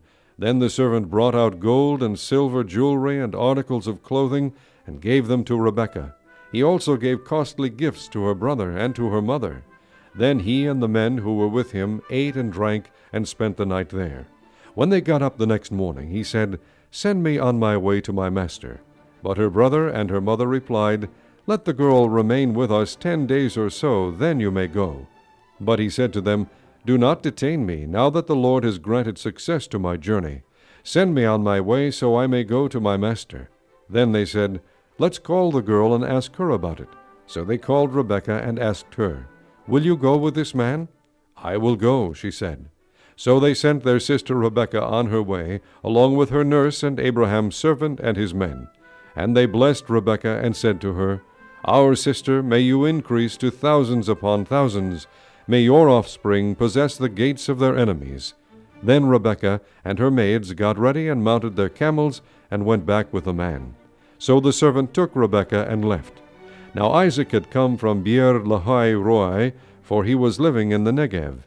He went out to the field one evening to meditate, and as he looked up, he saw camels approaching. Rebekah also looked up and saw Isaac. She got down from her camel and asked the servant, "Who is that man in the field coming to meet us?" "He is my master," the servant answered. So she took her veil and covered herself. Then the servant told Isaac all he had done. Isaac brought her into the tent of his mother Sarah, and he married Rebekah. So she became his wife, and he loved her. And Isaac was comforted after his mother's death. Chapter 25. Abraham took another wife, whose name was Keturah. She bore him Zimran, Jokshan, Medan, Midian, Ishbak, and Shua. Jokshan was the father of Sheba and Dedan. The descendants of Dedan were the Ashurites, the Letushites, and the Leomites. The sons of Midian were Ephah, Epher, Hanoch, Abidah, and Eldaah. All these were descendants of Keturah. Abraham left everything he owned to Isaac, but while he was still living, he gave gifts to the sons of his concubines and sent them away from his son Isaac to the land of the east. Altogether, Abraham lived 175 years. Then Abraham breathed his last and died at a good old age, an old man and full of years, and he was gathered to his people. His sons Isaac and Ishmael buried him in the cave of Machpelah, near Mamre, in the field of Ephron, son of Zohar the Hittite, the field Abraham had bought from the Hittites. There Abraham was buried with his wife Sarah. After Abraham's death, God blessed his son Isaac, who then lived near Beer Lahai Roi. This is the account of Abraham's son Ishmael, whom Sarah's maidservant Hagar the Egyptian bore to Abraham. These are the names of the sons of Ishmael, listed in the order of their birth: Nebaioth, the firstborn of Ishmael, Kedar, Adbeel, Mibshan, Mishma, Duma, Massa, Hadad, Tema, Jetur, Naphish, and Kedama. These were the sons of Ishmael, and these are the names of the 12 tribal rulers according to their settlements and camps. Altogether, Ishmael lived 137 years. He breathed his last and died, and he was gathered to his people. His descendants settled in the area from Havilah to Shur, near the border of Egypt, as you go toward Ashur, and they lived in hostility toward all their brothers. This is the account of Abraham's son Isaac. Abraham became the father of Isaac, and Isaac was 40 years old when he married Rebekah, daughter of Bethuel, the Aramean from Padan Aram, and sister of Laban the Aramean. Isaac prayed to the Lord on behalf of his wife, because she was barren. The Lord answered his prayer, and his wife Rebekah became pregnant. The babies jostled each other within her, and she said, "Why is this happening to me?" So she went to inquire of the Lord. The Lord said to her, "2 nations are in your womb, and 2 peoples from within you will be separated. One people will be stronger than the other, and the older will serve the younger." When the time came for her to give birth, there were twin boys in her womb. The first to come out was red, and his whole body was like a hairy garment. So they named him Esau. After this, his brother came out with his hand grasping Esau's heel, so he was named Jacob. Isaac was 60 years old when Rebekah gave birth to them. The boys grew up, and Esau became a skillful hunter, a man of the open country, while Jacob was a quiet man, staying among the tents. Isaac, who had a taste for wild game, loved Esau, but Rebekah loved Jacob. Once when Jacob was cooking some stew, Esau came in from the open country famished. He said to Jacob, "Quick, let me have some of that red stew. I'm famished." That is why he was also called Edom. Jacob replied, "First sell me your birthright." "Look, I'm about to die," Esau said. "What good is the birthright to me?" But Jacob said, "Swear to me first." So he swore an oath to him, selling his birthright to Jacob. Then Jacob gave Esau some bread and some lentil stew. He ate and drank, and then got up and left. So Esau despised his birthright. Chapter 26. Now there was a famine in the land, besides the earlier famine of Abraham's time, and Isaac went to Abimelech, king of the Philistines, in Gerar. The Lord appeared to Isaac and said, "Do not go down to Egypt. Live in the land where I tell you to live. Stay in this land for a while, and I will be with you and bless you. For to you and your descendants I will give all these lands, and will confirm the oath I swore to your father Abraham. I will make your descendants as numerous as the stars in the sky, and will give them all these lands, and through your offspring all nations on earth will be blessed, because Abraham obeyed me and kept my requirements, my commands, my decrees, and my laws." So Isaac stayed in Gerar. When the men of that place asked him about his wife, he said, "She is my sister," because he was afraid to say, "She is my wife." He thought, "The men of this place might kill me on account of Rebekah, because she is beautiful." When Isaac had been there a long time, Abimelech, king of the Philistines, looked down from a window and saw Isaac caressing his wife Rebekah. So Abimelech summoned Isaac and said, "She is really your wife. Why did you say she is my sister?" Isaac answered him, "Because I thought I might lose my life on account of her." Then Abimelech said, "What is this you have done to us? One of the men might well have slept with your wife, and you would have brought guilt upon us." So Abimelech gave orders to all the people, "Anyone who molests this man or his wife shall surely be put to death." Isaac planted crops in that land, and the same year reaped 100-fold, because the Lord blessed him. The man became rich, and his wealth continued to grow until he became very wealthy. He had so many flocks and herds and servants that the Philistines envied him. So all the wells that his father's servants had dug in the time of his father Abraham, the Philistines stopped up, filling them with earth. Then Abimelech said to Isaac, "Move away from us. You have become too powerful for us." So Isaac moved away from there and encamped in the valley of Gerar and settled there. Isaac reopened the wells that had been dug in the time of his father Abraham, which the Philistines had stopped up after Abraham died, and he gave them the same names his father had given them. Isaac's servants dug in the valley and discovered a well of fresh water there. But the herdsmen of Gerar quarreled with Isaac's herdsmen and said, "The water is ours." So he named the well Esek, because they disputed with him. Then they dug another well, but they quarreled over that one also. So he named it Sitnah. He moved on from there and dug another well, and no one quarreled over it. He named it Rehoboth, saying, "Now the Lord has given us room, and we will flourish in the land." From there he went up to Beersheba. That night the Lord appeared to him and said, "I am the God of your father Abraham. Do not be afraid, for I am with you. I will bless you and will increase the number of your descendants for the sake of my servant Abraham." Isaac built an altar there and called on the name of the Lord. There he pitched his tent, and there his servants dug a well. Meanwhile Abimelech had come to him from Gerar, with Ahuzath his personal adviser, and Phicol the commander of his forces. Isaac asked them, "Why have you come to me, since you were hostile to me and sent me away?" They answered, "We saw clearly that the Lord was with you. So we said, there ought to be a sworn agreement between us and you.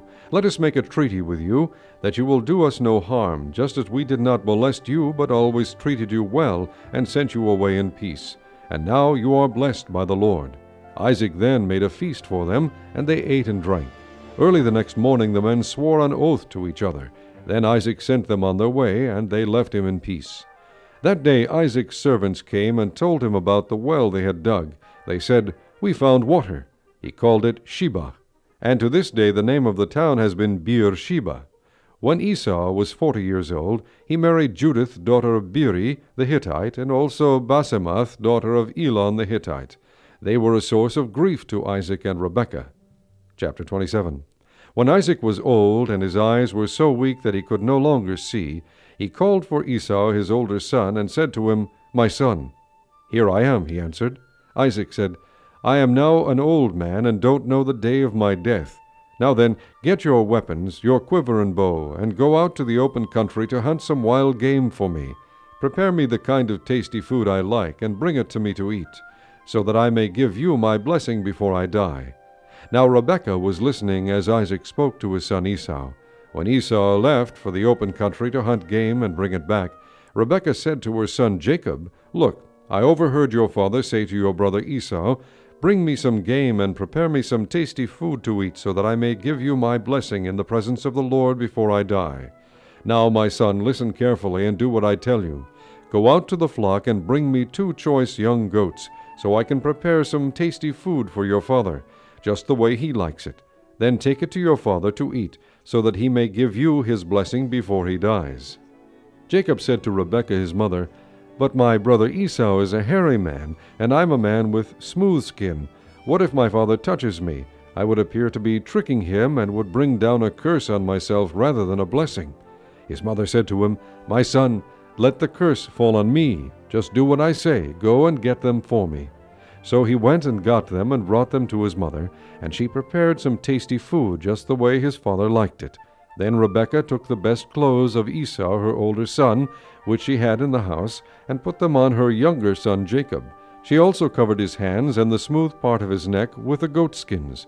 Then she handed to her son Jacob the tasty food and the bread she had made. He went to his father and said, "My father?" "Yes, my son," he answered. "Who is it?" Jacob said to his father, "I am Esau, your firstborn. I have done as you told me. Please sit up and eat some of my game so that you may give me your blessing." Isaac asked his son, "How did you find it so quickly, my son?" "The Lord your God gave me success," he replied. Then Isaac said to Jacob, "Come near so I can touch you, my son, to know whether you really are my son Esau or not." Jacob went close to his father Isaac, who touched him and said, "The voice is the voice of Jacob, but the hands are the hands of Esau." He did not recognize him, for his hands were hairy, like those of his brother Esau. So he blessed him. "Are you really my son Esau?" he asked. "I am," he replied. Then he said, "My son, bring me some of your game to eat, so that I may give you my blessing." Jacob brought it to him, and he ate. And he brought some wine, and he drank. Then his father Isaac said to him, "Come here, my son, and kiss me." So he went to him and kissed him. When Isaac caught the smell of his clothes, he blessed him and said, "Ah, the smell of my son is like the smell of a field that the Lord has blessed. May God give you of heaven's dew and of earth's richness, and abundance of grain and new wine. May nations serve you, and peoples bow down to you. Be Lord over your brothers, and may the sons of your mother bow down to you. May those who curse you be cursed, and those who bless you be blessed." After Isaac finished blessing him, and Jacob had scarcely left his father's presence, his brother Esau came in from hunting. He too prepared some tasty food and brought it to his father. Then he said to him, "My father, sit up and eat some of my game, so that you may give me your blessing." His father Isaac asked him, "Who are you?" "I am your son," he answered, "your firstborn, Esau." Isaac trembled violently and said, "Who was it then that hunted game and brought it to me? I ate it just before you came, and I blessed him, and indeed he will be blessed." When Esau heard his father's words, he burst out with a loud and bitter cry and said to his father, "Bless me too, my father." But he said, "Your brother came deceitfully and took your blessing." Esau said, "Isn't he rightly named Jacob? He has deceived me these 2 times. He took my birthright, and now he's taken my blessing." Then he asked, "Haven't you reserved any blessing for me?" Isaac answered Esau, "I have made him lord over you, and have made all his relatives his servants, and I have sustained him with grain and new wine. So what can I possibly do for you, my son?" Esau said to his father, "Do you have only one blessing, my father? Bless me too, my father." Then Esau wept aloud. His father Isaac answered him, "Your dwelling will be away from the earth's richness, away from the dew of heaven above. You will live by the sword, and you will serve your brother. but when you grow restless, you will throw his yoke from off your neck." Esau held a grudge against Jacob because of the blessing his father had given him. He said to himself, "The days of mourning for my father are near. Then I will kill my brother Jacob."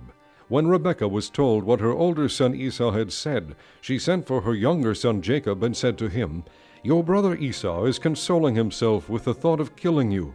Now then, my son, do what I say. Flee at once to my brother Laban in Haran. Stay with him for a while until your brother's fury subsides.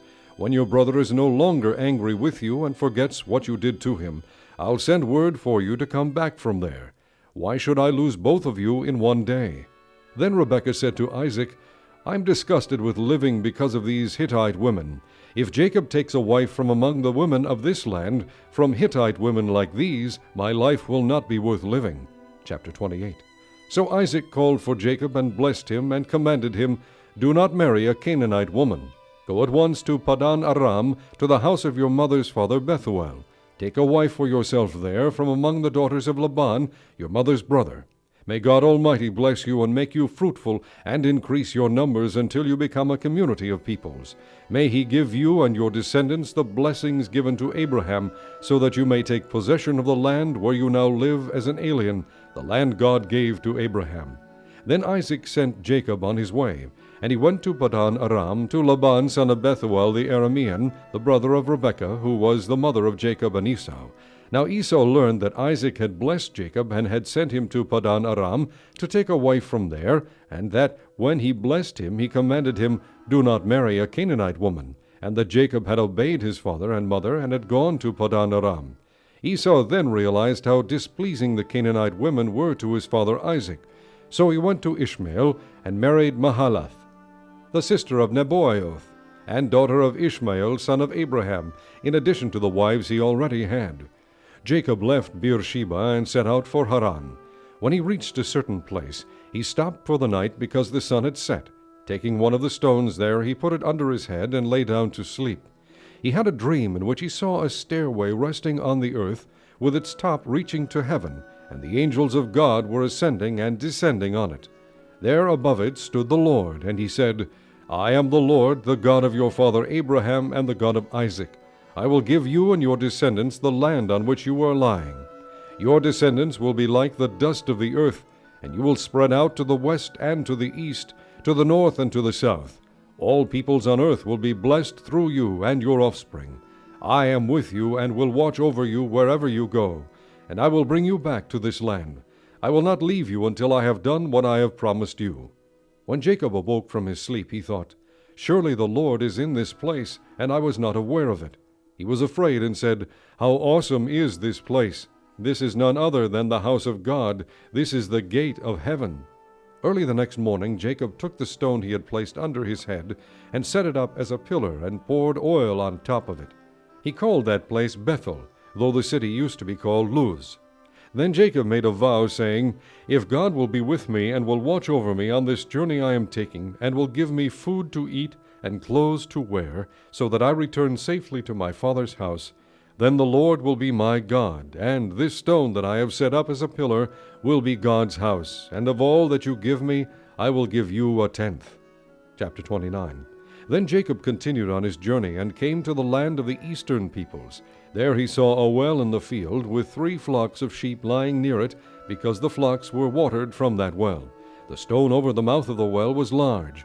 When all the flocks were gathered there, the shepherds would roll the stone away from the well's mouth and water the sheep. Then they would return the stone to its place over the mouth of the well. Jacob asked the shepherds, "My brothers, where are you from?" "We're from Haran," they replied. He said to them, "Do you know Laban, Nahor's grandson?" "Yes, we know him," they answered. Then Jacob asked them, "Is he well?" "Yes, he is," they said, "and here comes his daughter Rachel with the sheep." "Look," he said, "the sun is still high. It is not time for the flocks to be gathered. Water the sheep and take them back to pasture." "We can't," they replied, "until all the flocks are gathered and the stone has been rolled away from the mouth of the well.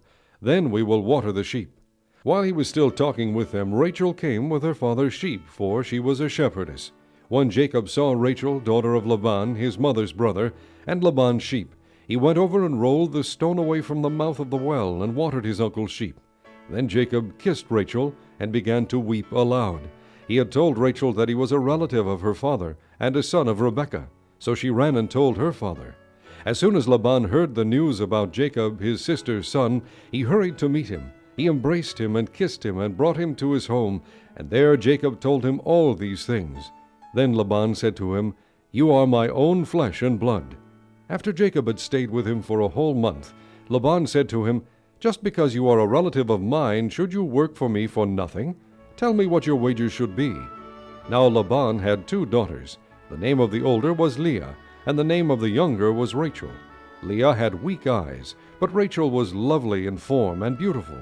Jacob was in love with Rachel and said, "I'll work for you 7 years in return for your younger daughter Rachel." Laban said, "It's better that I give her to you than to some other man. Stay here with me." So Jacob served 7 years to get Rachel, but they seemed like only a few days to him because of his love for her. Then Jacob said to Laban, "Give me my wife. My time is completed, and I want to lie with her." So Laban brought together all the people of the place and gave a feast. But when evening came, he took his daughter Leah and gave her to Jacob, and Jacob lay with her. And Laban gave his servant girl Zilpah to his daughter as her maidservant. When morning came, there was Leah. So Jacob said to Laban, "What is this you have done to me? I served you for Rachel, didn't I? Why have you deceived me?" Laban replied, "It is not our custom here to give the younger daughter in marriage before the older one. Finish this daughter's bridal week. Then we will give you the younger one also, in return for another 7 years of work." And Jacob did so. He finished the week with Leah, and then Laban gave him his daughter Rachel to be his wife. Laban gave his servant girl Bilhah to his daughter Rachel as her maidservant. Jacob lay with Rachel also, and he loved Rachel more than Leah, and he worked for Laban another 7 years. When the Lord saw that Leah was not loved, he opened her womb, but Rachel was barren. Leah became pregnant and gave birth to a son. She named him Reuben, for she said, "It is because the Lord has seen my misery. Surely my husband will love me now." She conceived again, and when she gave birth to a son, she said, "Because the Lord heard that I am not loved, he gave me this one too." So she named him Simeon. Again she conceived, and when she gave birth to a son, she said, "Now at last my husband will become attached to me, because I have borne him 3 sons." So he was named Levi.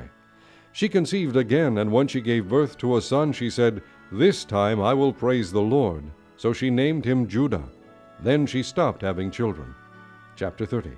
When Rachel saw that she was not bearing Jacob any children, she became jealous of her sister. So she said to Jacob, "Give me children, or I'll die." Jacob became angry with her and said, "Am I in the place of God, who has kept you from having children?" Then she said, "Here is Bilhah, my maidservant. Sleep with her so that she can bear children for me, and that through her I can build a family." So she gave him her servant Bilhah as a wife. Jacob slept with her, and she became pregnant and bore him a son. Then Rachel said, "God has vindicated me. He has listened to my plea and given me a son." Because of this she named him Dan. Rachel's servant Bilhah conceived again and bore Jacob a second son. Then Rachel said, "I have had a great struggle with my sister, and I have won." So she named him Naphtali. When Leah saw that she had stopped having children, she took her maidservant Zilpah and gave her to Jacob as a wife. Leah's servant Zilpah bore Jacob a son. Then Leah said, "What good fortune!" So she named him Gad. Leah's servant Zilpah bore Jacob a second son. Then Leah said, "How happy I am! The women will call me happy." So she named him Asher. During wheat harvest, Reuben went out into the fields and found some mandrake plants, which he brought to his mother Leah. Rachel said to Leah, "Please give me some of your son's mandrakes." But she said to her, "Wasn't it enough that you took away my husband? Will you take my son's mandrakes too?" "Very well," Rachel said. "He can sleep with you tonight in return for your son's mandrakes." So when Jacob came in from the fields that evening, Leah went out to meet him. "You must sleep with me," she said. "I have hired you with my son's mandrakes." So he slept with her that night. God listened to Leah, and she became pregnant and bore Jacob a 5th son. Then Leah said, "God has rewarded me for giving my maidservant to my husband." So she named him Issachar. Leah conceived again and bore Jacob a 6th son. Then Leah said, God has presented me with a precious gift. This time my husband will treat me with honor, because I have borne him 6 sons. So she named him Zebulun. Some time later she gave birth to a daughter and named her Dinah. Then God remembered Rachel. He listened to her and opened her womb. She became pregnant and gave birth to a son and said, God has taken away my disgrace. She named him Joseph and said, May the Lord add to me another son. After Rachel gave birth to Joseph, Jacob said to Laban, Send me on my way so I can go back to my own homeland. Give me my wives and children for whom I have served you, and I will be on my way. You know how much work I've done for you. But Laban said to him, If I have found favor in your eyes, please stay. I have learned by divination that the Lord has blessed me because of you. He added, Name your wages, and I will pay them. Jacob said to him, You know how I have worked for you and how your livestock has fared under my care. The little you had before I came has increased greatly, and the Lord has blessed you wherever I have been. But now, when may I do something for my own household? What shall I give you? He asked. Don't give me anything, Jacob replied, but if you will do this one thing for me, I will go on tending your flocks and watching over them. Let me go through all your flocks today, and remove from them every speckled or spotted sheep, every dark-colored lamb, and every spotted or speckled goat. They will be my wages, and my honesty will testify for me in the future, whenever you check on the wages you have paid me. Any goat in my possession that is not speckled or spotted, or any lamb that is not dark-colored, will be considered stolen. Agreed, said Laban. Let it be as you have said. That same day he removed all the male goats that were streaked or spotted, and all the speckled or spotted female goats, all that had white on them, and all the dark-colored lambs, and he placed them in the care of his sons. Then he put a 3-day journey between himself and Jacob, while Jacob continued to tend the rest of Laban's flocks. Jacob, however, took fresh-cut branches from poplar, almond, and plane trees, and made white stripes on them by peeling the bark and exposing the white inner wood of the branches. Then he placed the peeled branches in all the watering troughs, so that they would be directly in front of the flocks when they came to drink. When the flocks were in heat and came to drink, they mated in front of the branches, and they bore young that were streaked or speckled or spotted. Jacob set apart the young of the flock by themselves, but made the rest face the streaked and dark-colored animals that belonged to Laban. Thus he made separate flocks for himself, and did not put them with Laban's animals. Whenever the stronger females were in heat, Jacob would place the branches in the troughs in front of the animals so they would mate near the branches. But if the animals were weak, he would not place them there. So the weak animals went to Laban, and the strong ones to Jacob. In this way the man grew exceedingly prosperous, and came to own large flocks, and maidservants and menservants, and camels and donkeys. Chapter 31. Jacob heard that Laban's sons were saying, Jacob has taken everything our father owned, and has gained all this wealth from what belonged to our father. And Jacob noticed that Laban's attitude toward him was not what it had been. Then the Lord said to Jacob, Go back to the land of your fathers and to your relatives, and I will be with you. So Jacob sent word to Rachel and Leah to come out to the fields where his flocks were. He said to them, I see that your father's attitude toward me is not what it was before, but the God of my father has been with me. You know that I've worked for your father with all my strength, yet your father has cheated me by changing my wages 10 times. However, God has not allowed him to harm me. If he said, The speckled ones will be your wages, then all the flocks gave birth to speckled young. And if he said, The streaked ones will be your wages, then all the flocks bore streaked young. So God has taken away your father's livestock and has given them to me. In breeding season I once had a dream in which I looked up and saw that the male goats mating with the flock were streaked, speckled, or spotted. The angel of God said to me in the dream, Jacob. I answered, Here I am. And he said, Look up and see that all the male goats mating with the flock are streaked, speckled, or spotted, for I have seen all that Laban has been doing to you. I am the God of Bethel, where you anointed a pillar, and where you made a vow to me. Now leave this land at once, and go back to your native land. Then Rachel and Leah replied, Do we still have any share in the inheritance of our father's estate? Does he not regard us as foreigners? Not only has he sold us, but he has used up what was paid for us. Surely all the wealth that God took away from our father belongs to us and our children. So do whatever God has told you. Then Jacob put his children and his wives on camels, and he drove all his livestock ahead of him, along with all the goods he had accumulated in Padan Aram, to go to his father Isaac in the land of Canaan. When Laban had gone to shear his sheep, Rachel stole her father's household gods. Moreover, Jacob deceived Laban the Aramean by not telling him he was running away. So he fled with all he had, and crossing the river, he headed for the hill country of Gilead. On the third day Laban was told that Jacob had fled. Taking his relatives with him, he pursued Jacob for 7 days, and caught up with him in the hill country of Gilead. Then God came to Laban the Aramean in a dream at night, and said to him, "Be careful not to say anything to Jacob, either good or bad." Jacob had pitched his tent in the hill country of Gilead when Laban overtook him, and Laban and his relatives camped there too. Then Laban said to Jacob, "What have you done? You've deceived me, and you've carried off my daughters like captives in war. Why did you run off secretly and deceive me? Why didn't you tell me so I could send you away with joy and singing to the music of tambourines and harps? You didn't even let me kiss my grandchildren and my daughters goodbye. You have done a foolish thing. I have the power to harm you, but last night the God of your father said to me, 'Be careful not to say anything to Jacob, either good or bad.'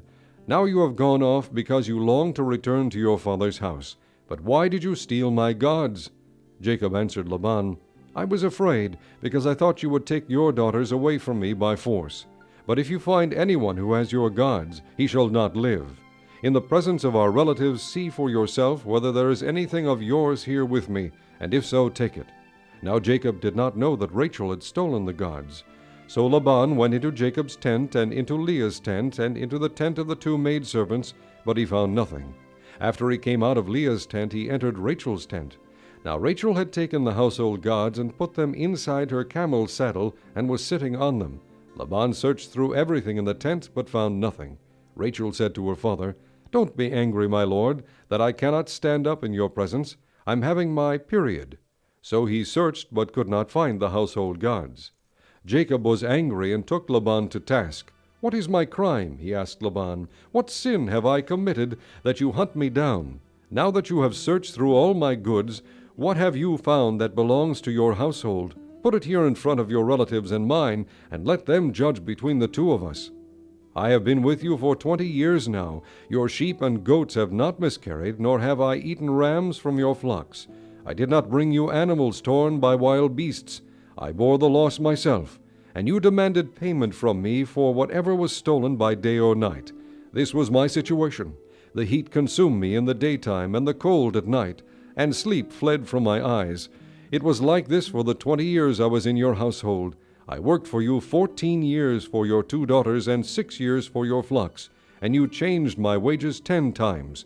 If the God of my father, the God of Abraham, and the fear of Isaac had not been with me, you would surely have sent me away empty-handed.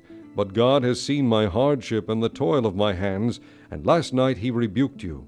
Laban answered Jacob, "The women are my daughters, the children are my children, and the flocks are my flocks. All you see is mine. Yet what can I do today about these daughters of mine, or about the children they have borne? Come now, let's make a covenant, you and I, and let it serve as a witness between us." So Jacob took a stone and set it up as a pillar. He said to his relatives, "Gather some stones." So they took stones and piled them in a heap, and they ate there by the heap. Laban called it Jegar Sahadutha, and Jacob called it Gilead. Laban said, "This heap is a witness between you and me today." That is why it was called Gilead.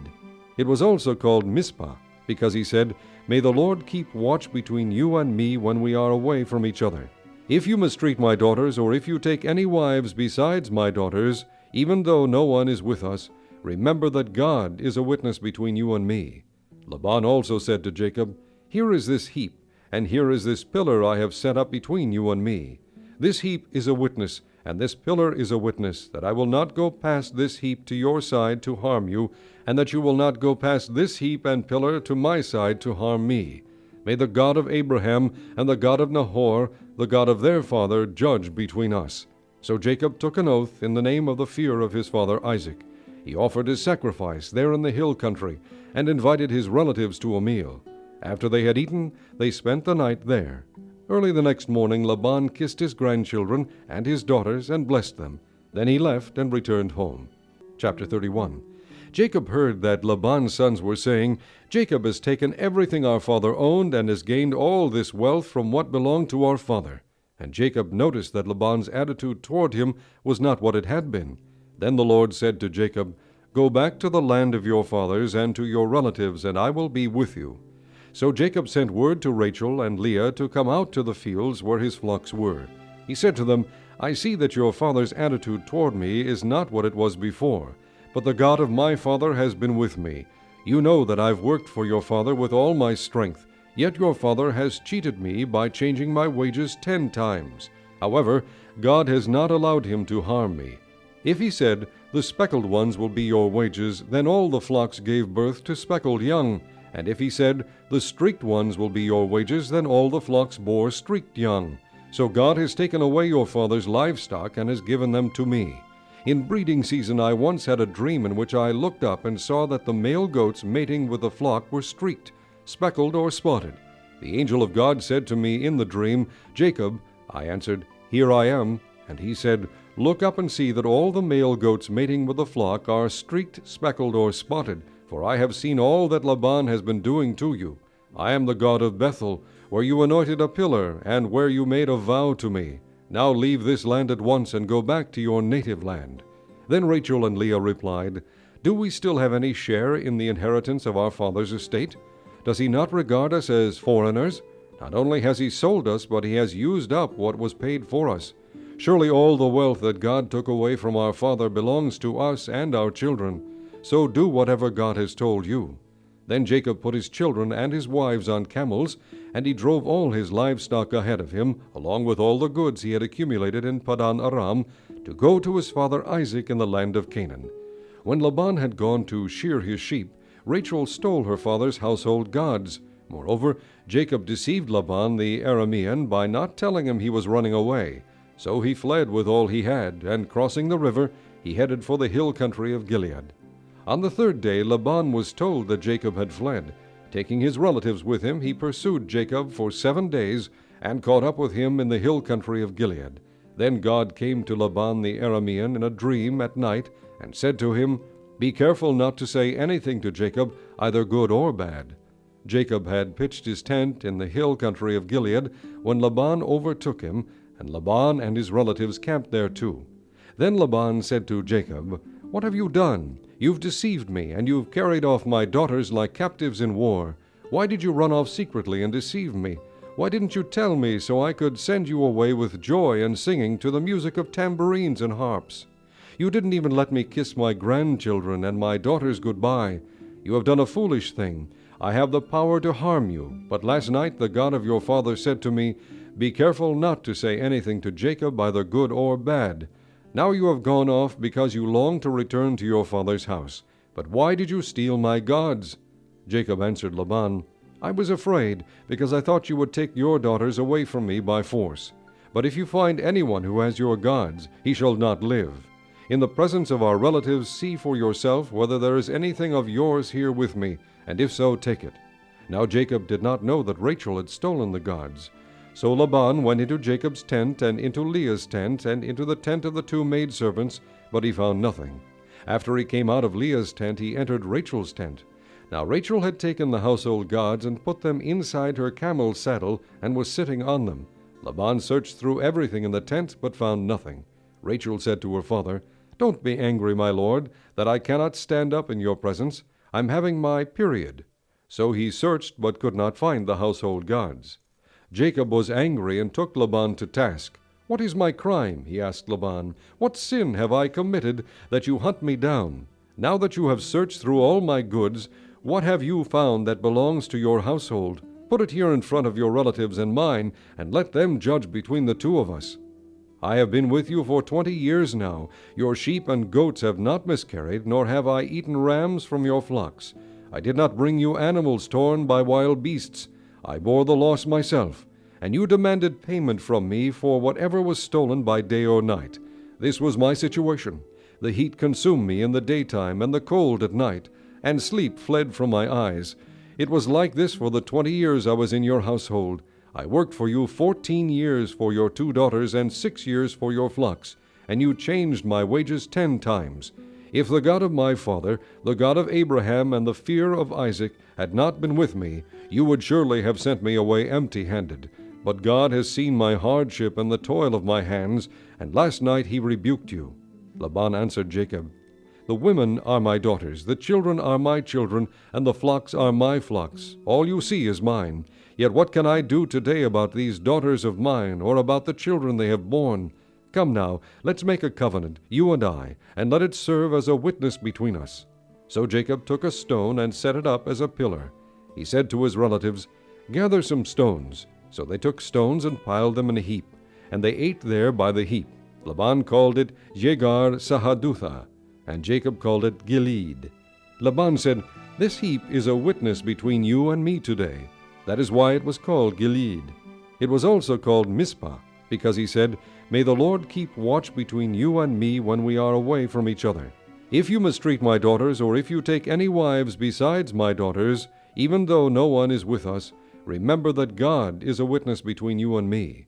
Laban also said to Jacob, "Here is this heap, and here is this pillar I have set up between you and me.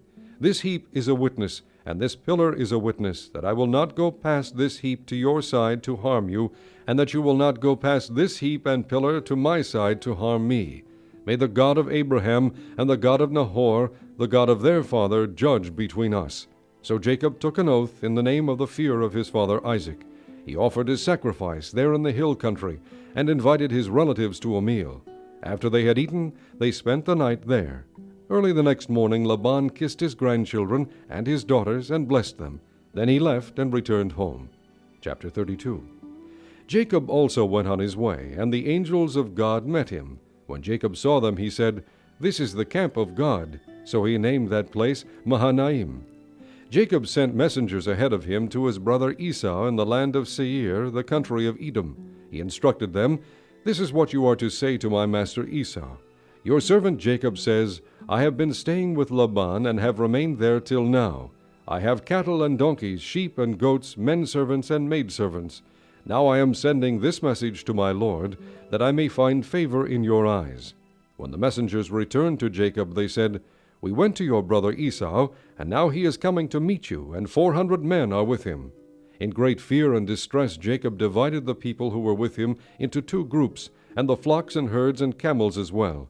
He thought, if Esau comes and attacks one group, the group that is left may escape. Then Jacob prayed, "O God of my father Abraham, God of my father Isaac, O Lord, who said to me, 'Go back to your country and your relatives, and I will make you prosper,' I am unworthy of all the kindness and faithfulness you have shown your servant. I had only my staff when I crossed this Jordan, but now I have become 2 groups. Save me, I pray, from the hand of my brother Esau, for I am afraid he will come and attack me, and also the mothers with their children. But you have said, I will surely make you prosper, and will make your descendants like the sand of the sea, which cannot be counted." He spent the night there, and from what he had with him he selected a gift for his brother Esau, 200 female goats and 20 male goats, 200 ewes and 20 rams, 30 female camels with their young, 40 cows and 10 bulls, and 20 female donkeys and 10 male donkeys. He put them in the care of his servants, each herd by itself, and said to his servants, "Go ahead of me, and keep some space between the herds." He instructed the one in the lead, "When my brother Esau meets you and asks, 'To whom do you belong, and where are you going, and who owns all these animals in front of you?'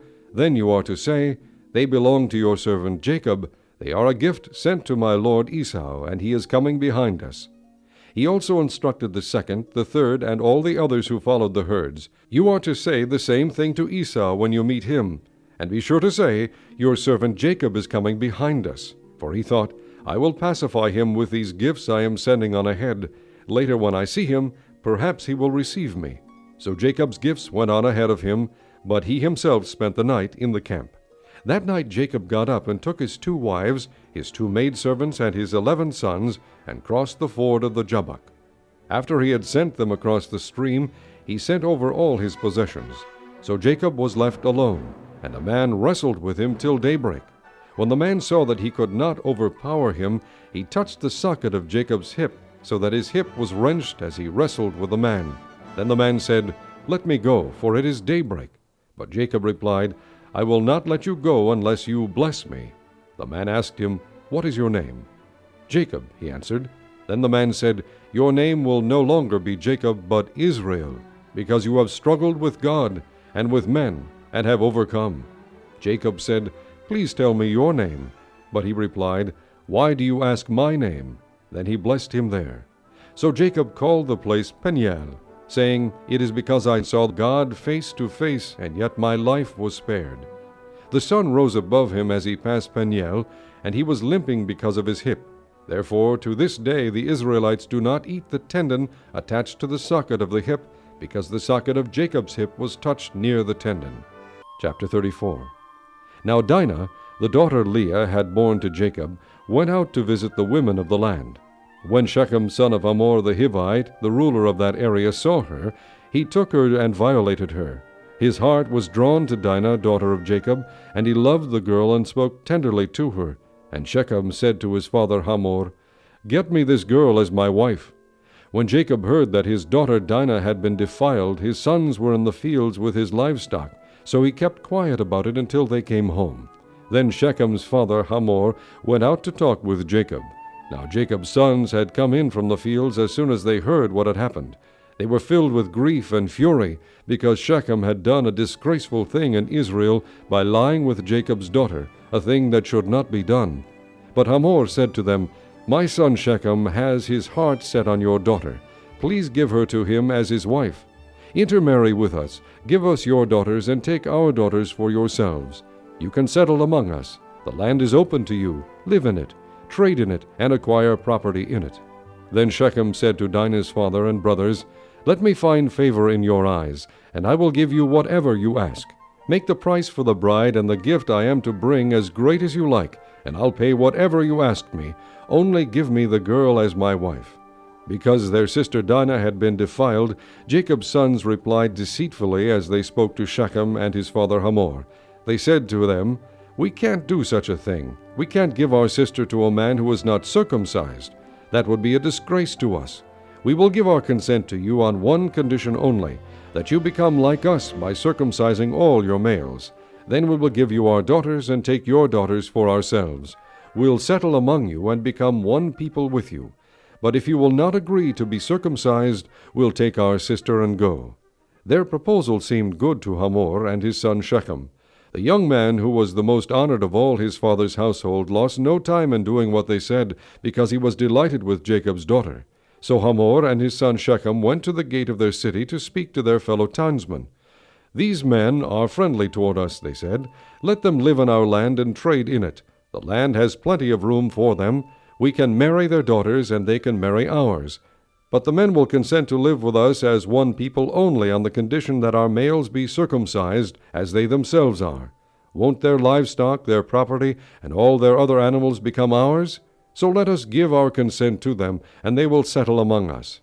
All the men who went out of the city gate agreed with Hamor and his son Shechem, and every male in the city was circumcised.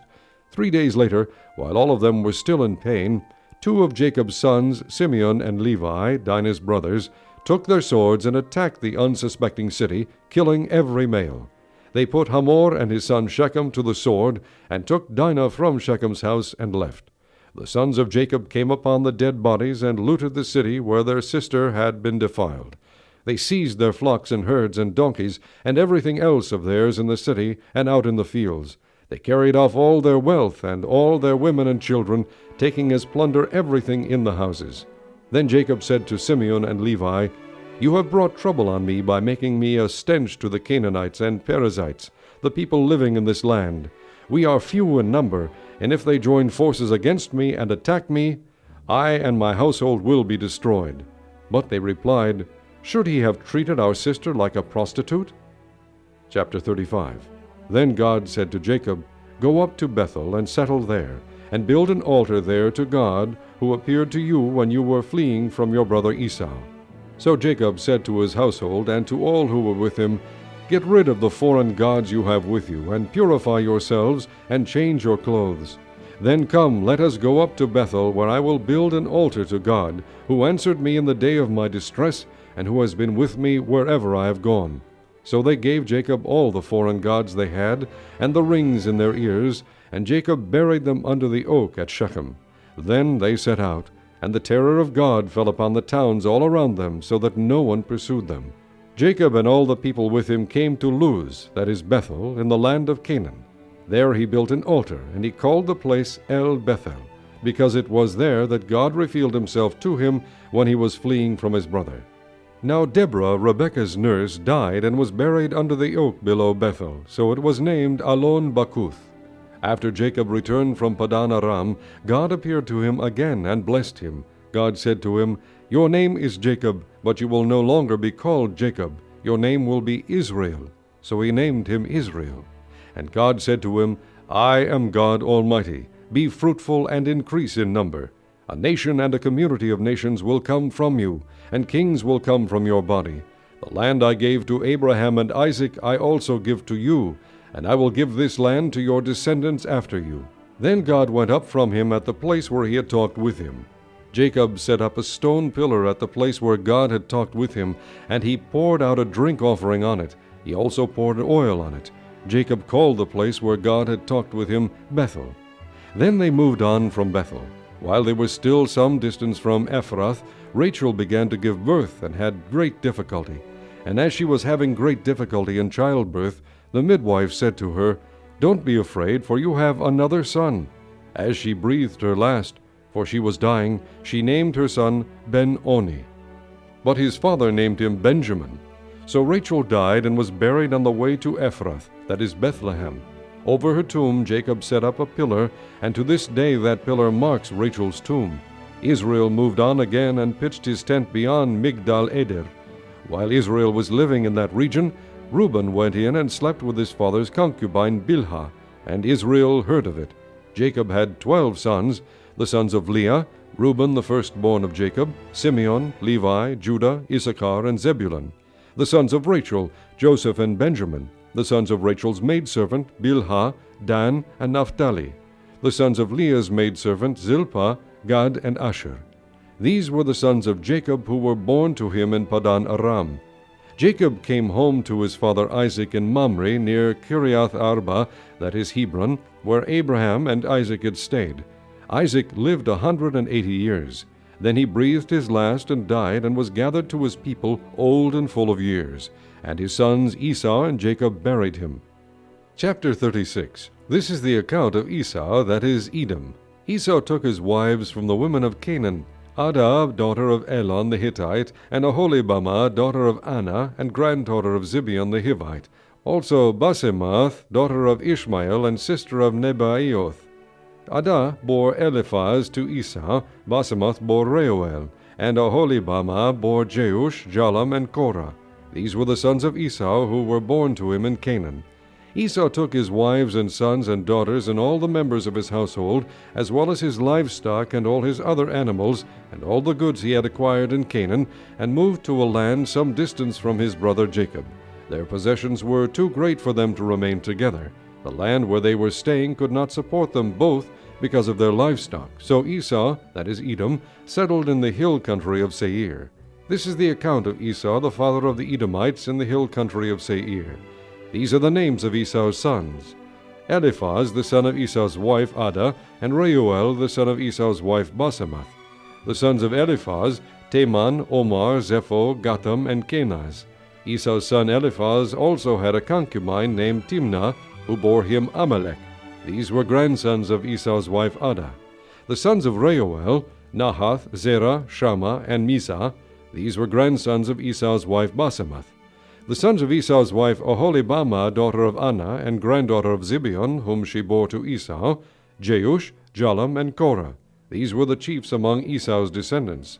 The sons of Eliphaz, the firstborn of Esau, chiefs Teman, Omar, Zepho, Kenaz, Korah, Gatam, and Amalek. These were the chiefs descended from Eliphaz in Edom. They were grandsons of Adah. The sons of Esau's son Reuel, chiefs Nahath, Zerah, Shammah, and Mizah. These were the chiefs descended from Reuel in Edom. They were grandsons of Esau's wife Basemath. The sons of Esau's wife Aholibamah, chiefs Jeush, Jalam, and Korah. These were the chiefs descended from Esau's wife Aholibamah, daughter of Anna. These were the sons of Esau, that is Edom, and these were their chiefs. These were the sons of Seir the Horite, who were living in the region: Lotan, Shobal, Zibeon, Anah, Dishon, Ezer, and Dishan. These sons of Seir and Edom were Horite chiefs. The sons of Lotan, Hori and Homam. Timnah was Lotan's sister. The sons of Shobal, Alvan, Manahath, Ebal, Shepho, and Onam. The sons of Zibeon, Aiah and Anah. This is the Anah who discovered the hot springs in the desert while he was grazing the donkeys of his father Zibeon. The children of Anah, Dishon and Aholibamah, daughter of Anah. The sons of Dishon, Hemdan, Eshban, Ithran, and Keran. The sons of Ezer, Bilhan, Zaavan, and Akan. The sons of Dishon, Uz, and Aran.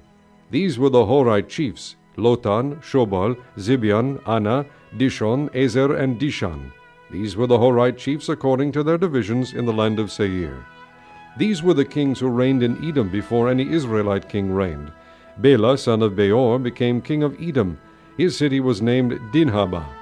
When Bela died, Jobab, son of Zerah, from Bozrah, succeeded him as king. When Jobab died, Husham from the land of the Temanites succeeded him as king. When Husham died, Hadad, son of Bedad, who defeated Midian in the country of Moab, succeeded him as king. His city was named Avith. When Hadad died, Samlah from Masrekah succeeded him as king. When Samlah died, Shaul from Rehoboth on the river succeeded him as king. When Shaul died, Baal-Hanan, son of Achbor, succeeded him as king. When Baal-Hanan, son of Achbor, died, Hadad succeeded him as king. His city was named Pau, and his wife's name was Mehetabel, daughter of Matred, the daughter of Me-Zahab. These were the chiefs descended from Esau by name, according to their clans and regions: Timnah, Alva, Jetheth, Oholibamah, Elah, Pinon, Kenaz, Teman, Mibzar, Magdiel, and Iram. These were the chiefs of Edom according to their settlements in the land they occupied. This was Esau, the father of the Edomites. Chapter 37. Jacob lived in the land where his father had stayed, the land of Canaan. This is the account of Jacob. Joseph, a young man of 17, was tending the flocks with his brothers, the sons of Bilhah and the sons of Zilpah, his father's wives, and he brought their father a bad report about them. Now Israel loved Joseph more than any of his other sons, because he had been born to him in his old age, and he made a richly ornamented robe for him. When his brothers saw that their father loved him more than any of them, they hated him, and could not speak a kind word to him. Joseph had a dream, and when he told it to his brothers, they hated him all the more. He said to them, "Listen to this dream I had. We were binding sheaves of grain out in the field, when suddenly my sheaf rose and stood upright, while your sheaves gathered around mine and bowed down to it." His brothers said to him, "Do you intend to reign over us? Will you actually rule us?" And they hated him all the more because of his dream and what he had said. Then he had another dream, and he told it to his brothers. "Listen," he said, "I had another dream, and this time the sun and moon and 11 stars were bowing down to me." When he told his father as well as his brothers, his father rebuked him and said, "What is this dream you had? Will your mother and I and your brothers actually come and bow down to the ground before you?" His brothers were jealous of him, but his father kept the matter in mind. Now his brothers had gone to graze their father's flocks near Shechem, and Israel said to Joseph, "As you know, your brothers are grazing the flocks near Shechem. Come, I am going to send you to them." "Very well," he replied. So he said to him, "Go and see if all is well with your brothers and with the flocks, and bring word back to me." Then he sent him off from the valley of Hebron. When Joseph arrived at Shechem, a man found him wandering around in the fields and asked him, "What are you looking for?" He replied, "I am looking for my brothers. Can you tell me where they are grazing their flocks?" "They have moved on from here," the man answered. "I heard them say, 'Let's go to Dothan.'" So Joseph went after his brothers and found them near Dothan. But they saw him in the distance, and before he reached them they plotted to kill him. "Here comes that dreamer," they said to each other. "Come now, let's kill him, and throw him into one of these cisterns, and say that a ferocious animal devoured him. Then we'll see what comes of his dreams." When Reuben heard this, he tried to rescue him from their hands. "Let's not take his life," he said. "Don't shed any blood. Throw him into this cistern here in the desert, but don't lay a hand on him." Reuben said this to rescue him from them and take him back to his father. So when Joseph came to his brothers, they stripped him of his robe, the richly ornamented robe he was wearing, and they took him and threw him into the cistern. Now the cistern was empty, there was no water in it. As they sat down to eat their meal, they looked up and saw a caravan of Ishmaelites coming from Gilead. Their camels were loaded with spices, balm, and myrrh, and they were on their way to take them down to Egypt. Judah said to his brothers, "What will we gain if we kill our brother and cover up his blood? Come, let's sell him to the Ishmaelites and not lay our hands on him. After all, he is our brother, our own flesh and blood." His brothers agreed. So when the Midianite merchants came by, his brothers pulled Joseph up out of the cistern and sold him for 20 shekels of silver to the Ishmaelites, who took him to Egypt. When Reuben returned to the cistern and saw that Joseph was not there, he tore his clothes. He went back to his brothers and said, "The boy isn't there. Where can I turn now?" Then they got Joseph's robe, slaughtered a goat, and dipped the robe in the blood. They took the ornamented robe back to their father and said, "We found this. Examine it to see whether it is your son's robe." He recognized it and said, "It is my son's robe. Some ferocious animal has devoured him. Joseph has surely been torn to pieces." Then Jacob tore his clothes, put on sackcloth, and mourned for his son many days. All his sons and daughters came to comfort him, but he refused to be comforted. "No," he said, "in mourning will I go down to the grave to my son." So his father wept for him. Meanwhile the Midianites sold Joseph in Egypt to Potiphar, one of Pharaoh's officials, the captain of the guard. Chapter 38. At that time Judah left his brothers and went down to stay with a man of Adullam named Hira. There Judah met the daughter of a Canaanite man named Shua. He married her and lay with her. She became pregnant and gave birth to a son who was named She conceived again and gave birth to a son and named him Onan. She gave birth to still another son and named him Shelah. It was at Kezib that she gave birth to him. Judah got a wife for his firstborn, and her name was Tamar. But Judah's firstborn, was wicked in the Lord's sight, so the Lord put him to death. Then Judah said to Onan, "Lie with your brother's wife and fulfill your duty to her as a brother-in-law to produce offspring for your brother." But Onan knew that the offspring would not be his, so whenever he lay with his brother's wife, he spilled his semen on the ground to keep from producing offspring for his brother. What he did was wicked in the Lord's sight, so he put him to death also. Judah then said to his daughter-in-law Tamar, "Live as a widow in your father's house until my son Shelah grows up." For he thought, he may die too, just like his brothers. So Tamar went to live in her father's house. After a long time, Judah's wife, the daughter of Shua, died. When Judah had recovered from his grief, he went up to Timnah, to the men who were shearing his sheep, and his friend Hira the Adullamite went with him. When Tamar was told, "Your father-in-law is on his way to Timnah to shear his sheep," she took off her widow's clothes, covered herself with a veil to disguise herself, and then sat down at the entrance to Enaim, which is on the road to Timnah. For she saw that though Shelah had now grown up, she had not been given to him as his wife. When Judah saw her, he thought she was a prostitute, for she had covered her face. Not realizing that she was his daughter-in-law, he went over to her by the roadside and said, "Come now, let me sleep with you." "And what will you give me to sleep with you?" she asked. "I'll send you a young goat from my flock," he said. "Will you give me something as a pledge until you send it?" she asked. He said, "What pledge should I give you?" "Your seal and its cord and the staff in your hand," she answered. So he gave them to her and slept with her, and she became pregnant by him. After she left, she took off her veil and put on her widow's clothes again. Meanwhile Judah sent the young goat by his friend the Adullamite in order to get his pledge back from the woman, but he did not find her. He asked the men who lived there, "Where is the shrine prostitute who was beside the road at Enaim?" "There hasn't been any shrine prostitute here," they said. So he went back to Judah and said, "I didn't find her. Besides, the men who lived there said, 'There hasn't been any shrine prostitute here.'" Then Judah said, "Let her keep what she has, or we will become a laughingstock. After all, I did send her this young goat, but you didn't find her." About 3 months later, Judah was told, "Your daughter-in-law Tamar is guilty of prostitution, and as a result she is now pregnant." Judah said, "Bring her out and have her burned to death." As she was being brought out, she sent a message to her father-in-law. "I am pregnant by the man who owns these," she said. And she added, "See if you recognize whose seal and cord and staff these are." Judah recognized them and said, "She is more righteous than I, since I wouldn't give her to my son Shelah." And he did not sleep with her again. When the time came for her to give birth, there were twin boys in her womb. As she was giving birth, one of them put out his hand. So the midwife took a scarlet thread and tied it on his wrist and said, "This one came out first." But when he drew back his hand, his brother came out, and she said, "So this is how you have broken out." And he was named Perez. Then his brother, who had the scarlet thread on his wrist, came out, and he was given the name Zerah. Chapter 39. Now Joseph had been taken down to Egypt. Potiphar, an Egyptian who was one of Pharaoh's officials, the captain of the guard, bought him from the Ishmaelites who had taken him there.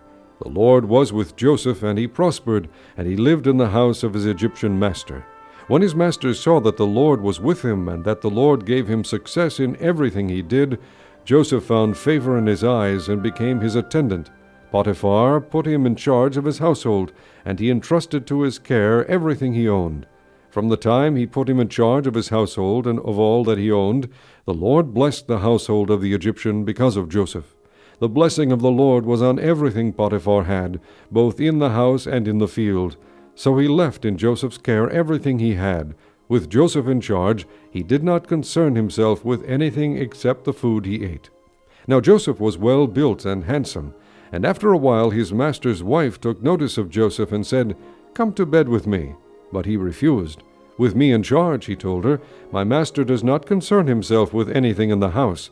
Everything he owns he has entrusted to my care. No one is greater in this house than I am. My master has withheld nothing from me except you, because you are his wife. How then could I do such a wicked thing and sin against God?" And though she spoke to Joseph day after day, he refused to go to bed with her or even be with her. One day he went into the house to attend to his duties, and none of the household servants was inside. She caught him by his cloak and said, "Come to bed with me." But he left his cloak in her hand and ran out of the house. When she saw that he had left his cloak in her hand and had run out of the house, she called her household servants. "Look," she said to them, "this Hebrew has been brought to us to make sport of us. He came in here to sleep with me, but I screamed. When he heard me scream for help, he left his cloak beside me and ran out of the house." She kept his cloak beside her until his master came home. Then she told him this story. "That Hebrew slave you brought us came to me to make sport of me, but as soon as I screamed for help, he left his cloak beside me and ran out of the house." When his master heard this story his wife told him, saying, "This is how your slave treated me," he burned with anger. Joseph's master took him and put him in prison, the place where the king's prisoners were confined. But while Joseph was there in the prison, the Lord was with him. He showed him kindness and granted him favor in the eyes of the prison warden. So the warden put Joseph in charge of all those held in the prison, and he was made responsible for all that was done there. The warden paid no attention to anything under Joseph's care, because the Lord was with Joseph and gave him success in whatever he did. Chapter 40. Sometime later, the cupbearer and the baker of the king of Egypt offended their master, the king of Egypt. Pharaoh was angry with his two officials, the chief cupbearer and the chief baker, and put them in custody in the house of the captain of the guard, in the same prison where Joseph was confined. The captain of the guard assigned them to Joseph, and he attended them. After they had been in custody for some time, each of the two men, the cupbearer and the baker of the king of Egypt, who were being held in prison, had a dream the same night, and each dream had a meaning of its own. When Joseph came to them the next morning, he saw that they were dejected, so he asked Pharaoh's officials who were in custody with them in his master's house, "Why are your faces so sad today?" "We both had dreams," they answered, "but there is no one to interpret them." Then Joseph said to them, "Do not interpretations belong to God? Tell me your dreams." So the chief cupbearer told Joseph his dream. He said to him, "In my dream I saw a vine in front of me, and on the vine were 3 branches. As soon as it budded, it blossomed, and its clusters ripened into grapes. Pharaoh's cup was in my hand, and I took the grapes, squeezed them into Pharaoh's cup, and put the cup in his hand." "This is what it means," Joseph said to him. "The 3 branches are 3 days. Within 3 days Pharaoh will lift up your head and restore you to your position, and you will put Pharaoh's cup in his hand, just as you used to do when you were his cupbearer. But when all goes well with you, remember me and show me kindness. mention me to Pharaoh, and get me out of this prison. For I was forcibly carried off from the land of the Hebrews, and even here I have done nothing to deserve being put in a dungeon." When the chief baker saw that Joseph had given a favorable interpretation, he said to Joseph, "I too had a dream. On my head were 3 baskets of bread. In the top basket were all kinds of baked goods for Pharaoh, but the birds were eating them out of the basket on my head." "This is what it means," Joseph said. "The 3 baskets are 3 days. Within 3 days Pharaoh will lift off your head and hang you on a tree, and the birds will eat away your flesh."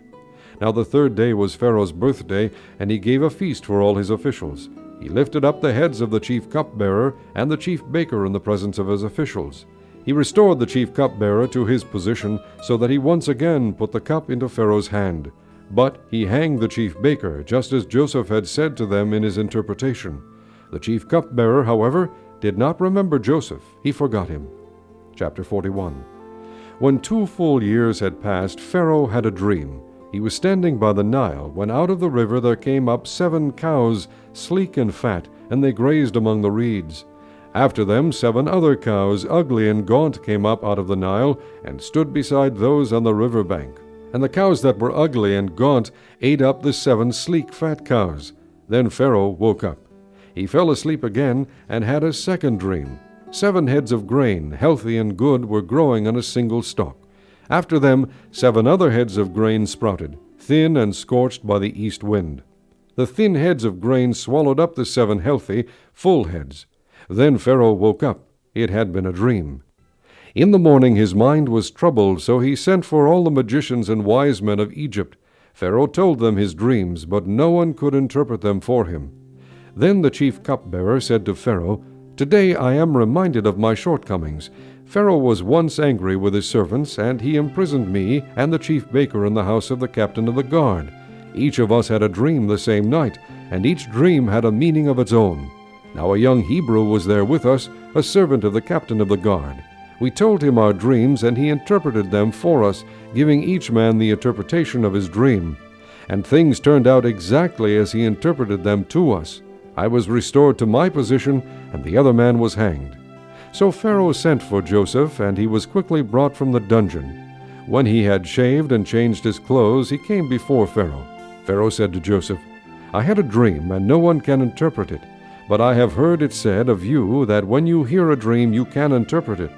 "I cannot do it," Joseph replied to Pharaoh, "but God will give Pharaoh the answer he desires." The Pharaoh said to Joseph, "In my dream I was standing on the bank of the Nile, when out of the river there came up 7 cows, fat and sleek, and they grazed among the reeds. After them 7 other cows came up, scrawny and very ugly and lean. I had never seen such ugly cows in all the land of Egypt. The lean, ugly cows ate up the 7 fat cows that came up first. But even after they ate them, no one could tell that they had done so. They looked just as ugly as before. Then I woke up. In my dreams I also saw 7 heads of grain, full and good, growing on a single stalk. After them 7 other heads sprouted, withered and thin and scorched by the east wind. The thin heads of grain swallowed up the 7 good heads. I told this to the magicians, but none could explain it to me." Then Joseph said to Pharaoh, "The dreams of Pharaoh are one and the same. God has revealed to Pharaoh what he is about to do. The 7 good cows are 7 years, and the 7 good heads of grain are 7 years. It is one and the same dream. The 7 lean, ugly cows that came up afterward are 7 years, and so are the 7 worthless heads of grain scorched by the east wind. They are 7 years of famine. It is just as I said to Pharaoh. God has shown Pharaoh what he is about to do. 7 years of great abundance are coming throughout the land of Egypt, but 7 years of famine will follow them. Then all the abundance in Egypt will be forgotten, and the famine will ravage the land. The abundance in the land will not be remembered, because the famine that follows it will be so severe. The reason the dream was given to Pharaoh in 2 forms is that the matter has been firmly decided by God, and God will do it soon. And now let Pharaoh look for a discerning and wise man, and put him in charge of the land of Egypt. Let Pharaoh appoint commissioners over the land to take 1/5 of the harvest of Egypt during the 7 years of abundance. They should collect all the food of these good years that are coming, and store up the grain under the authority of Pharaoh, to be kept in the cities for food.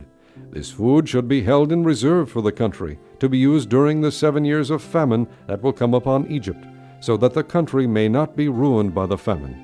The plan seemed good to Pharaoh and to all his officials. So Pharaoh asked them, "Can we find anyone like this man, one in whom is the Spirit of God?" Then Pharaoh said to Joseph, "Since God has made all this known to you, there is no one so discerning and wise as you. You shall be in charge of my palace, and all my people are to submit to your orders. Only with respect to the throne will I be greater than you." So Pharaoh said to Joseph, "I hereby put you in charge of the whole land of Egypt." Then Pharaoh took his signet ring from his finger and put it on Joseph's finger. He dressed him in robes of fine linen and put a gold chain around his neck.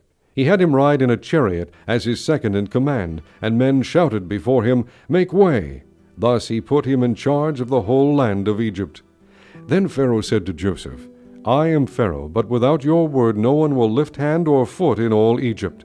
Pharaoh gave Joseph the name Zaphaneth-Phaneah, and gave him Asenath, daughter of Potipherah, priest of On, to be his wife.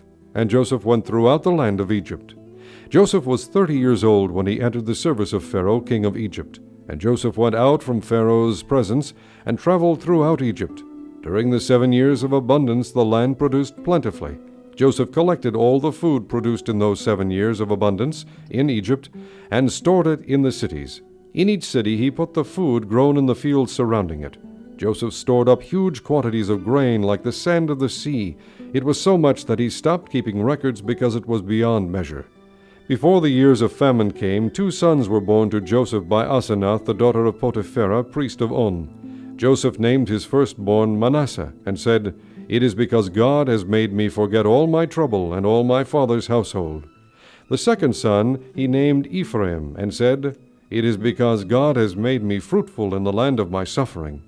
The 7 years of abundance in Egypt came to an end, and the 7 years of famine began, just as Joseph had said. There was famine in all the other lands, but in the whole land of Egypt there was food. When all Egypt began to feel the famine, the people cried to Pharaoh for food. Then Pharaoh told all the Egyptians, "Go to Joseph and do what he tells you." When the famine had spread over the whole country, Joseph opened the storehouses and sold grain to the Egyptians, for the famine was severe throughout Egypt.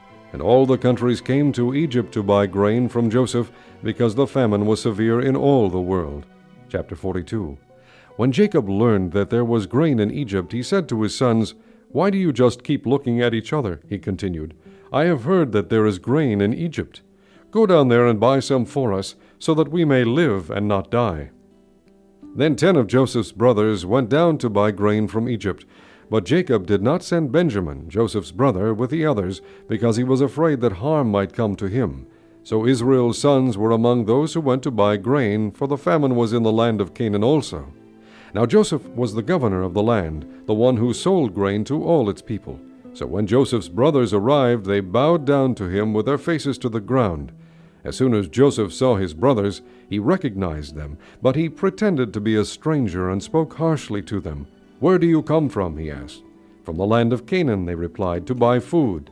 Although Joseph recognized his brothers, they did not recognize him. Then he remembered his dreams about them and said to them, "You are spies. You have come to see where our land is unprotected." "No, my lord," they answered. "Your servants have come to buy food. We are all the sons of one man. Your servants are honest men, not spies." "No," he said to them, "you have come to see where our land is unprotected." But they replied, "Your servants were 12 brothers, the sons of one man, who lives in the land of Canaan. The youngest is now with our father, and one is no more." Joseph said to them, "It is just as I told you, you are spies, and this is how you will be tested. As surely as Pharaoh lives, you will not leave this place unless your youngest brother comes here. Send one of your number to get your brother. The rest of you will be kept in prison, so that your words may be tested to see if you are telling the truth. If you are not, then as surely as Pharaoh lives, you are spies." And he put them all in custody for 3 days. On the 3rd day Joseph said to them, "Do this, and you will live, for I fear God. If you are honest men, let one of your brothers stay here in prison, while the rest of you go and take grain back for your starving households. But you must bring your youngest brother to me, so that your words may be verified, and that you may not die." This they proceeded to do. They said to one another, Surely we are being punished because of our brother. We saw how distressed he was when he pleaded with us for his life, but we would not listen. That's why this distress has come upon us." Reuben replied, "Didn't I tell you not to sin against the boy? But you wouldn't listen. Now we must give an accounting for his blood." They did not realize that Joseph could understand them, since he was using an interpreter. He turned away from them and began to weep, but then turned back and spoke to them again. He had Simeon taken from them and bound before their eyes. Joseph gave orders to fill their bags with grain, to put each man's silver back in his sack, and to give them provisions for their journey. After this was done for them, they loaded their grain on their donkeys and left. At the place where they stopped for the night, one of them opened his sack to get feed for his donkey, and he saw his silver in the mouth of his sack. "My silver has been returned," he said to his brothers. "Here it is in my sack." Their hearts sank, and they turned to each other trembling and said, "What is this that God has done to us?" When they came to their father Jacob in the land of Canaan, they told him all that had happened to them. They said, "The man who was lord over the land spoke harshly to us and treated us as though we were spying on the land. But we said to him, 'We are honest men, we are not spies. We were 12 brothers, sons of one father. One is no more, and the youngest is now with our father in Canaan.' Then the man who was lord over the land said to us, 'This is how I will know whether you are honest men. Leave one of your brothers here with me, and take food for your starving households, and go. But bring your youngest brother to me, so I will know that you are not spies, but honest men. Then I will give your brother back to you, and you can trade in the land.' As they were emptying their sacks, there in each man's sack was his pouch of silver. When they and their father saw the money pouches, they were frightened. Their father Jacob said to them, 'You have deprived me of my children. Joseph is no more, and Simeon is no more, and now you want to take Benjamin. Everything is against me.' Then Reuben said to his father, 'You may put both of my sons to death if I do not bring him back to you. Entrust him to my care, and I will bring him back.' But Jacob said, 'My son will not go down there with you. His brother is dead, and he is the only one left.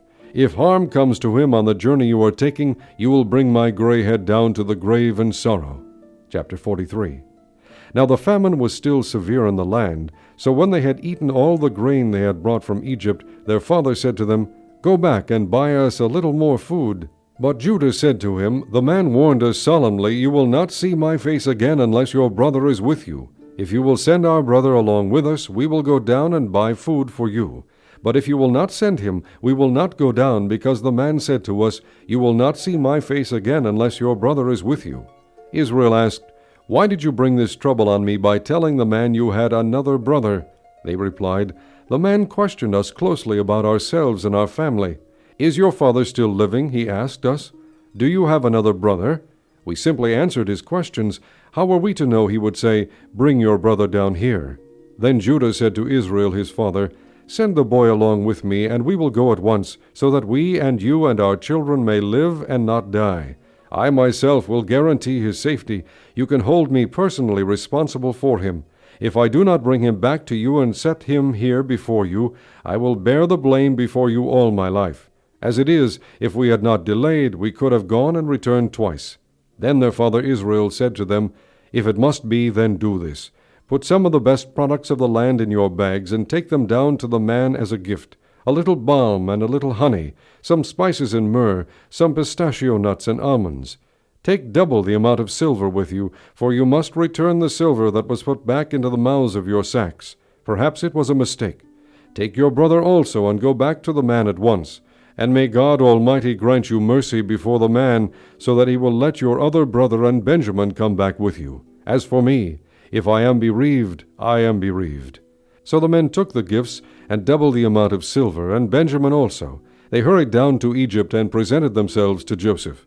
When Joseph saw Benjamin with them, he said to the steward of his house, "Take these men to my house, slaughter an animal, and prepare dinner. They are to eat with me at noon." The man did as Joseph told him, and took the men to Joseph's house. Now the men were frightened when they were taken to his house. They thought, "We were brought here because of the silver that was put back into our sacks the first time. He wants to attack us and overpower us, and seize us as slaves and take our donkeys." So they went up to Joseph's steward and spoke to him at the entrance to the house. "Please, sir," they said, "we came down here the first time to buy food. But at the place where we stopped for the night we opened our sacks, and each of us found his silver, the exact weight, in the mouth of his sack. So we have brought it back with us. We have also brought additional silver with us to buy food. We don't know who put our silver in our sacks." "It's all right," he said. "Don't be afraid. Your God, the God of your father, has given you treasure in your sacks. I received your silver." Then he brought Simeon out to them. The steward took the men into Joseph's house, gave them water to wash their feet, and provided fodder for their donkeys. They prepared their gifts for Joseph's arrival at noon, because they had heard that they were to eat there. When Joseph came home, they presented to him the gifts they had brought into the house, and they bowed down before him to the ground. He asked them how they were, and then he said, "How is your aged father you told me about? Is he still living?" They replied, "Your servant our father is still alive and well," and they bowed low to pay him honor. As he looked about and saw his brother Benjamin, his own mother's son, he asked, "Is this your youngest brother, the one you told me about?" And he said, "God be gracious to you, my son." Deeply moved at the sight of his brother, Joseph hurried out and looked for a place to weep. He went into his private room and wept there. After he had washed his face, he came out and, controlling himself, said, "Serve the food." They served him by himself, the brothers by themselves, and the Egyptians who ate with him by themselves, because Egyptians could not eat with Hebrews, for that is detestable to Egyptians. The men had been seated before him in the order of their ages, from the firstborn to the youngest, and they looked at each other in astonishment. When portions were served to them from Joseph's table, Benjamin's portion was 5 times as much as anyone else's, so they feasted and drank freely with him. Chapter 44. Now Joseph gave these instructions to the steward of his house. "Fill the men's sacks with as much food as they can carry, and put each man's silver in the mouth of his sack. Then put my cup, the silver one, in the mouth of the youngest one's sack, along with the silver for his grain." And he did as Joseph said. As morning dawned, the men were sent on their way with their donkeys. They had not gone far from the city when Joseph said to his steward, "Go after those men at once, and when you catch up with them, say to them, 'Why have you repaid good with evil? Isn't this the cup my master drinks from and also uses for divination? This is a wicked thing you have done.'" When he caught up with them, he repeated these words to them. But they said to him, "Why does my lord say such things? Far be it from your servants to do anything like that. We even brought back to you from the land of Canaan the silver we found inside the mouths of our sacks. So why would we steal silver or gold from your master's house? If any of your servants is found to have it, he will die, and the rest of us will become my lord's slaves." "Very well, then," he said, "let it be as you say. Whoever is found to have it will become my slave. The rest of you will be free from blame." Each of them quickly lowered his sack to the ground and opened it. Then the steward proceeded to search, beginning with the oldest and ending with the youngest, and the cup was found in Benjamin's sack. At this they tore their clothes. Then they all loaded their donkeys and returned to the city. Joseph was still in the house when Judah and his brothers came in, and they threw themselves to the ground before him. Joseph said to them, "What is this you have done? Don't you know that a man like me can find things out by divination?" "What can we say to my lord?" Judah replied. "What can we say? How can we prove our innocence? God has uncovered your servant's guilt. We are now my lord's slaves, we ourselves and the one who was found to have the cup." But Joseph said, "Far be it from me to do such a thing. Only the man who was found to have the cup will become my slave. The rest of you, go back to your father in peace." Then Judah went up to him and said, "Please, my lord, let your servant speak a word to my lord. Do not be angry with your servant, though you are equal to Pharaoh himself. My lord asked his servants, 'Do you have a father or a brother?' And we answered, 'We have an aged father, and there is a young son born to him in his old age. His brother is dead, and he is the only one of his mother's sons left, and his father loves him.' Then you said to your servants, 'Bring him down to me, so I can see him for myself.' And we said to my lord, 'The boy cannot leave his father. If he leaves him, his father will die.' But you told your servants, 'Unless your youngest brother comes down with you, you will not see my face again.' When we went back to your servant, my father, we told him what my lord had said.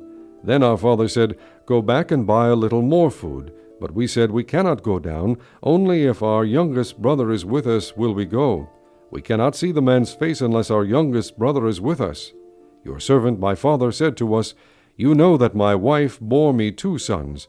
One of them went away from me, and I said, He has surely been torn to pieces, and I have not seen him since. If you take this one from me too, and harm comes to him, you will bring my gray head down to the grave in misery. So now, if the boy is not with us when I go back to your servant my father, and if my father, whose life is closely bound up with the boy's life, sees that the boy isn't there, he will die. Your servants will bring the gray head of our father down to the grave in sorrow. Your servant guaranteed the boy's safety to my father. I said, if I do not bring him back to you, I will bear the blame before you, my father, all my life. Now then, please let your servant remain here as my lord's slave in place of the boy, and let the boy return with his brothers. How can I go back to my father if the boy is not with me? No, do not let me see the misery that would come upon my father. Chapter 45. Then Joseph could no longer control himself before all his attendants, and he cried out, Have everyone leave my presence. So there was no one with Joseph when he made himself known to his brothers. And he wept so loudly that the Egyptians heard him, and Pharaoh's household heard about it. Joseph said to his brothers, I am Joseph. Is my father still living? But his brothers were not able to answer him, because they were terrified at his presence. Then Joseph said to his brothers, Come close to me. When they had done so, he said, I am your brother Joseph, the one you sold into Egypt. And now do not be distressed, and do not be angry with yourselves for selling me here, because it was to save lives that God sent me ahead of you. For 2 years now there has been famine in the land, and for the next 5 years there will not be plowing and reaping.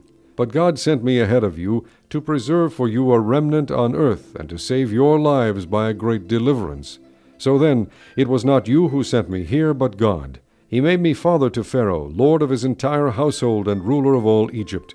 Now hurry back to my father and say to him, This is what your son Joseph says, God has made me lord of all Egypt. Come down to me, don't delay. You shall live in the region of Goshen, and be near me, you, your children and grandchildren, your flocks and herds and all you have. I will provide for you there, because 5 years of famine are still to come.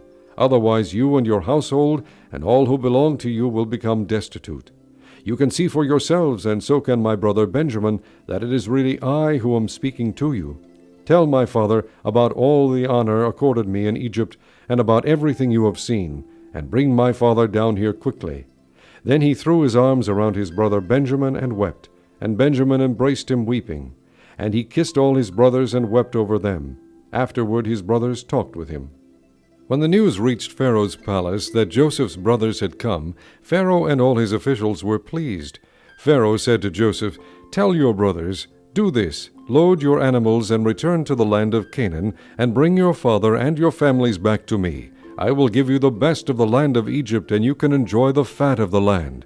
You are also directed to tell them, Do this, take some carts from Egypt for your children and your wives, and get your father and come. Never mind about your belongings, because the best of all Egypt will be yours. So the sons of Israel did this. Joseph gave them carts as Pharaoh had commanded, and he also gave them provisions for their journey. To each of them he gave new clothing, but to Benjamin he gave 300 shekels of silver and 5 sets of clothes. And this is what he sent to his father, 10 donkeys loaded with the best things of Egypt, and 10 female donkeys loaded with grain and bread and other provisions for his journey. Then he sent his brothers away, and as they were leaving he said to them, Don't quarrel on the way. So they went up and out of Egypt, and came to their father Jacob in the land of Canaan. They told him, Joseph is still alive. In fact, he is ruler of all Egypt. Jacob was stunned. He did not believe them. But when they told him everything Joseph had said to them, and when he saw the carts Joseph had sent to carry him back, the spirit of their father Jacob revived. And Israel said, I'm convinced. My son Joseph is still alive. I will go and see him before I die. Chapter 46. So Israel set out with all that was his, and when he reached Beersheba, he offered sacrifices to the God of his father Isaac. And God spoke to Israel in a vision at night and said, Jacob, Jacob. Here I am, he replied. I am God, the God of your father, he said. Do not be afraid to go down to Egypt, for I will make you into a great nation there. I will go down to Egypt with you, and I will surely bring you back again. And Joseph's own hand will close your eyes. Then Jacob left Beersheba, and Israel's sons took their father Jacob and their children and their wives in the carts that Pharaoh had sent to transport him. They also took with them their livestock and the possessions they had acquired in Canaan, and Jacob and all his offspring went to Egypt. He took with him to Egypt his sons and grandsons, and his daughters and granddaughters, all his offspring. These are the names of the sons of Israel, Jacob and his descendants, who went to Egypt. Reuben, the firstborn of Jacob, the sons of Reuben, Hanoch, Pallu, Hezron, and Carmi. The sons of Simeon, Jemuel, Jamin, Ohad, Jachin, Zohar, and Shaul, the son of a Canaanite woman. The sons of Levi, Gershon, Kohath, and Merari. The sons of Judah, Onan, Shelah, Perez, and Zerah. But and Onan had died in the land of Canaan. The sons of Perez, Hezron, and Hamul. The sons of Issachar, Tola, Pua, Jashub, and Shimron. The sons of Zebulun, Sered, Elon, and Jalil. These were the sons of Leah bore to Jacob in Padan Aram, besides his daughter Dinah. These sons and daughters of his were 33 in all. The sons of Gad, Zephon, Hagi, Shuni, Esbon, Eri, Arodi, and Areli. The sons of Asher, Imnah, Ishva, Ishvi, and Bera. Their sister was Sarah. The sons of Bera, Heber, and Malkiel. These were the children born to Jacob by Zilpah, whom Laban had given to his daughter Leah, 16 in all. The sons of Jacob's wife Rachel, Joseph, and Benjamin. In Egypt Manasseh and Ephraim were born to Joseph by Asenath, daughter of Potipherah, priest of On. The sons of Benjamin, Bela, Becher, Ashbel, Gera, Naaman, Ehi, Rosh, Mupin, Hupim, and Ard. These were the sons of Rachel who were born to Jacob, 14 in all. The son of Dan, Hushim. The sons of Naphtali, Jaziel, Guni, Jazer, and Shillem. These were the sons born to Jacob by Bilhah, whom Laban had given to his daughter Rachel, 7 in all. All those who went to Egypt with Jacob, those who were his direct descendants, not counting his sons' wives, numbered 66 persons. With the 2 sons who had been born to Joseph in Egypt, the members of Jacob's family which went to Egypt were 70 in all. Now Jacob sent Judah ahead of him to Joseph to get directions to Goshen. When they arrived in the region of Goshen, Joseph had his chariot made ready and went to Goshen to meet his father Israel. As soon as Joseph appeared before him, he threw his arms around his father and wept for a long time. Israel said to Joseph, "Now I am ready to die, since I have seen for myself that you are still alive." Then Joseph said to his brothers and to his father's household, "I will go up and speak to Pharaoh, and will say to him, My brothers and my father's household, who were living in the land of Canaan, have come to me. The men are shepherds, they tend livestock, and they have brought along their flocks and herds and everything they own. When Pharaoh calls you in and asks, What is your occupation? You should answer, Your servants have tended livestock from our boyhood on, just as our fathers did. Then you will be allowed to settle in the region of Goshen, for all shepherds are detestable to the Egyptians." Chapter 47. Joseph went and told Pharaoh, My father and brothers, with their flocks and herds and everything they own, have come from the land of Canaan and are now in Goshen. He chose 5 of his brothers and presented them before Pharaoh. Pharaoh asked the brothers, What is your occupation? Your servants are shepherds, they replied to Pharaoh, just as our fathers were. They also said to him, We have come to live here a while, because the famine is severe in Canaan, and your servants' flocks have no pasture. So now please let your servants settle in Goshen. Pharaoh said to Joseph, Your father and your brothers have come to you, and the land of Egypt is before you. Settle your father and your brothers in the best part of the land. Let them live in Goshen. And if you know of any among them with special ability, put them in charge of my own livestock. Then Joseph brought his father Jacob in and presented him before Pharaoh.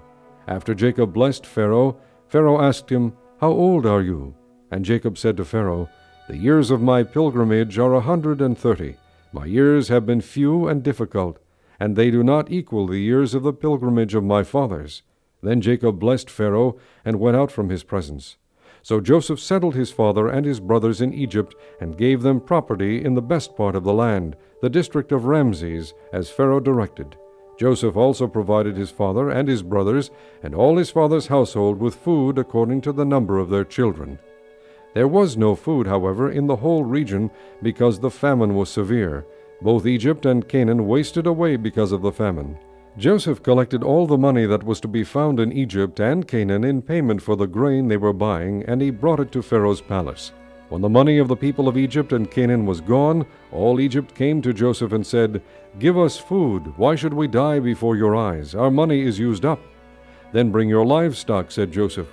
"I will sell you food in exchange for your livestock, since your money is gone." So they brought their livestock to Joseph, and he gave them food in exchange for their horses, their sheep and goats, their cattle and donkeys. And he brought them through that year with food in exchange for all their livestock. When that year was over, they came to him the following year and said, "We cannot hide from our lord the fact that since our money is gone and our livestock belongs to you, there is nothing left for our lord except our bodies and our land. Why should we perish before your eyes, we and our land as well? Buy us and our land in exchange for food, and we with our land will be in bondage to Pharaoh. Give us seed so that we may live and not die, and that the land may not become desolate." So Joseph bought all the land in Egypt for Pharaoh.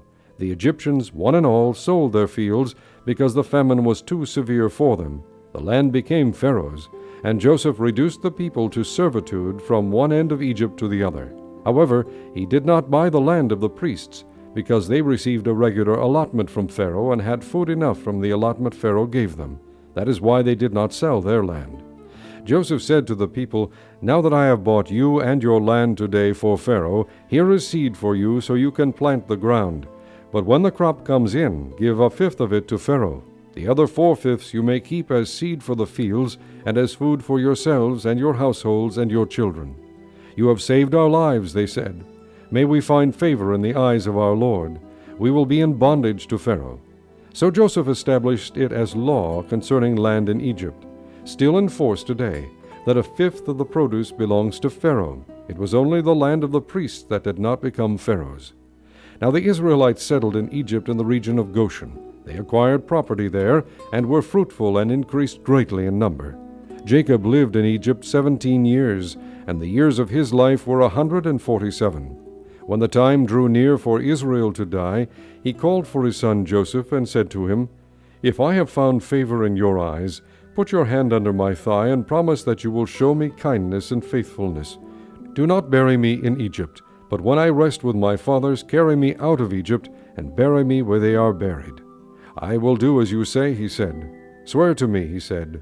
Then Joseph swore to him, and Israel worshipped as he leaned on the top of his staff. Chapter 48. Sometime later Joseph was told, "Your father is ill," so he took his 2 sons Manasseh and Ephraim along with him. When Jacob was told, "Your son Joseph has come to you," Israel rallied his strength and sat up on the bed. Jacob said to Joseph, "God Almighty appeared to me at Luz in the land of Canaan, and there he blessed me and said to me, I am going to make you fruitful and will increase your numbers. I will make you a community of peoples, and I will give this land as an everlasting possession to your descendants after you. Now then, your 2 sons born to you in Egypt before I came to you here will be reckoned as mine. Ephraim and Manasseh will be mine, just as Reuben and Simeon are mine. Any children born to you after them will be yours. In the territory they inherit, they will be reckoned under the names of their brothers. As I was returning from Padan, to my sorrow Rachel died in the land of Canaan while we were still on the way, a little distance from Ephrath. So I buried her there beside the road to Ephrath, that is Bethlehem. When Israel saw the sons of Joseph, he asked, Who are these? They are the sons God has given me here, Joseph said to his father.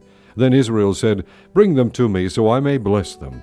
Now Israel's eyes were failing because of old age, and he could hardly see. So Joseph brought his sons close to him, and his father kissed them and embraced them. Israel said to Joseph, I never expected to see your face again, and now God has allowed me to see your children too. Then Joseph removed them from Israel's knees and bowed down with his face to the ground. And Joseph took both of them, Ephraim on his right toward Israel's left hand, and Manasseh on his left toward Israel's right hand, and brought them close to him. But Israel reached out his right hand and put it on Ephraim's head, though he was the younger. And crossing his arms, he put his left hand on Manasseh's head, even though Manasseh was the firstborn. Then he blessed Joseph and said, May the God before whom my fathers Abraham and Isaac walked, the God who has been my shepherd all my life to this day, the angel who has delivered me from all harm, may he bless these boys. May they be called by my name and the names of my fathers Abraham and Isaac, and may they increase greatly upon the earth." When Joseph saw his father placing his right hand on Ephraim's head, he was displeased. So he took hold of his father's hand to move it from Ephraim's head to Manasseh's head. Joseph said to him, "No, my father, this one is the firstborn. Put your right hand on his head." But his father refused and said, "I know, my son, I know. He too will become a people, and he too will become great. Nevertheless, his younger brother will be greater than he, and his descendants will become a group of nations." He blessed them that day and said, "In your name will Israel pronounce this blessing. May God make you like Ephraim and Manasseh." So he put Ephraim ahead of Manasseh. Then Israel said to Joseph, "I am about to die, but God will be with you, and take you back to the land of your fathers. And to you, as one who is over your brothers, I give the ridge of land I took from the Amorites with my sword and my bow." Chapter 49.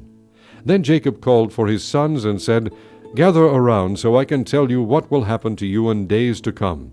Assemble and listen, sons of Jacob. Listen to your father Israel. Reuben, you are my firstborn, my might, the first sign of my strength, excelling in honor, excelling in power. Turbulent as the waters you will no longer excel, for you went up onto your father's bed, onto my couch, and defiled it. Simeon and Levi are brothers. Their swords are weapons of violence. Let me not enter their council, let me not join their assembly, for they have killed men in their anger, and hamstrung oxen as they pleased. Cursed be their anger so fierce, and their fury so cruel. I will scatter them in Jacob, and disperse them in Israel. Judah, your brothers will praise you. Your hand will be on the neck of your enemies. Your father's sons will bow down to you. You are a lion's cub, O Judah. You return from the prey, my son. Like a lion he crouches and lies down, like a lioness. Who dares to rouse him? The scepter will not depart from Judah, nor the ruler's staff from between his feet, until he comes to whom it belongs. And the obedience of the nations is his. He will tether his donkey to a vine, his colt to the choicest branch. He will wash his garments in wine, his robes in the blood of grapes. His eyes will be darker than wine, his teeth whiter than milk. Zebulun will live by the seashore and become a haven for ships. His border will extend toward Sidon. Issachar is a raw-boned donkey lying down between two saddlebags.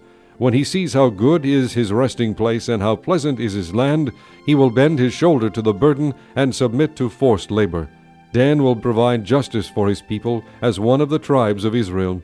Dan will be a serpent by the roadside, a viper along the path, that bites the horse's heels so that its rider tumbles backward. I look for your deliverance, O Lord. Gad will be attacked by a band of raiders, but he will attack them at their heels. Asher's food will be rich. He will provide delicacies fit for a king. Naphtali is a doe set free that bears beautiful fawns. Joseph is a fruitful vine near a spring whose branches climb over a wall. With bitterness archers attacked him. They shot at him with hostility. But his bow remained steady, his strong arm stayed limber, because of the hand of the mighty one of Jacob, because of the shepherd, the rock of Israel, because of your father's God who helps you, because of the Almighty who blesses you, with blessings of the heavens above, blessings of the deep that lies below, blessings of the breast and womb. Your father's blessings are greater than the blessings of the ancient mountains, than the bounty of the age-old hills. Let all these rest on the head of Joseph, on the brow of the prince among his brothers. Benjamin is a ravenous wolf. In the morning he devours the prey, in the evening he divides the plunder. All these are the 12 tribes of Israel, and this is what their father said to them when he blessed them, giving each the blessing appropriate to him. Then he gave them these instructions: I am about to be gathered to my people. Bury me with my fathers in the cave in the field of Ephron the Hittite, the cave in the field of Machpelah, near Mamre in Canaan, which Abraham bought as a burial place from Ephron the Hittite, along with the field. There Abraham and his wife Sarah were buried. There Isaac and his wife Rebekah were buried, and there I buried Leah. The field and the cave in it were bought from the Hittites. When Jacob had finished giving instructions to his sons, he drew his feet up into the bed, breathed his last, and was gathered to his people. Chapter 50. Joseph threw himself upon his father and wept over him and kissed him. Then Joseph directed the physicians in his service to embalm his father Israel. So the physicians embalmed him, taking a full 40 days, for that was the time required for embalming. And the Egyptians mourned for him 70 days. When the days of mourning had passed, Joseph said to Pharaoh's court, "If I have found favor in your eyes, speak to Pharaoh for me. Tell him, my father made me swear an oath and said, I am about to die. Bury me in the tomb I dug for myself in the land of Canaan. Now let me go up and bury my father. Then I will return." Pharaoh said, "Go up and bury your father, as he made you swear to do." So Joseph went up to bury his father. All Pharaoh's officials accompanied him, the dignitaries of his court and all the dignitaries of Egypt, besides all the members of Joseph's household, and his brothers and those belonging to his father's household. Only their children and their flocks and herds were left in Goshen. Chariots and horsemen also went up with him. It was a very large company. When they reached the threshing floor of Atad, near the Jordan, they lamented loudly and bitterly, and there Joseph observed a 7-day period of mourning for his father. When the Canaanites who lived there saw the mourning at the threshing floor of Atad, they said, "The Egyptians are holding a solemn ceremony of mourning." That is why that place near the Jordan is called Abel Misraim. So Jacob's sons did as he had commanded them. They carried him to the land of Canaan, and buried him in the cave in the field of Machpelah, near Mamre, which Abraham had bought as a burial place from Ephron the Hittite, along with the field. After burying his father, Joseph returned to Egypt together with his brothers and all the others who had gone with him to bury his father. When Joseph's brothers saw that their father was dead, they said, "What if Joseph holds a grudge against us and pays us back for all the wrongs we did to him?" So they sent word to Joseph, saying, "Your father left these instructions before he died. This is what you are to say to Joseph. I ask you to forgive your brothers the sins and the wrongs they committed in treating you so badly. Now please forgive the sins of the servants of the God of your father." When their message came to him, Joseph wept. His brothers then came and threw themselves down before him. "We are your slaves," they said. But Joseph said to them, "Don't be afraid. Am I in the place of God? You intended to harm me, but God intended it for good to accomplish what is now being done, the saving of many lives. So then, don't be afraid. I will provide for you and your children." And he reassured them and spoke kindly to them. Joseph stayed in Egypt along with all his father's family. He lived 110 years and saw the 3rd generation of Ephraim's children. Also the children of Machir, son of Manasseh, were placed at birth on Joseph's knees. Then Joseph said to his brothers, "I am about to die, but God will surely come to your aid and take you up out of this land to the land he promised on oath to Abraham, Isaac, and Jacob." And Joseph made the sons of Israel swear an oath and said, "God will surely come to your aid, and then you must carry my bones up from this place." So Joseph died at the age of 110, and after they embalmed him, he was placed in a coffin in Egypt.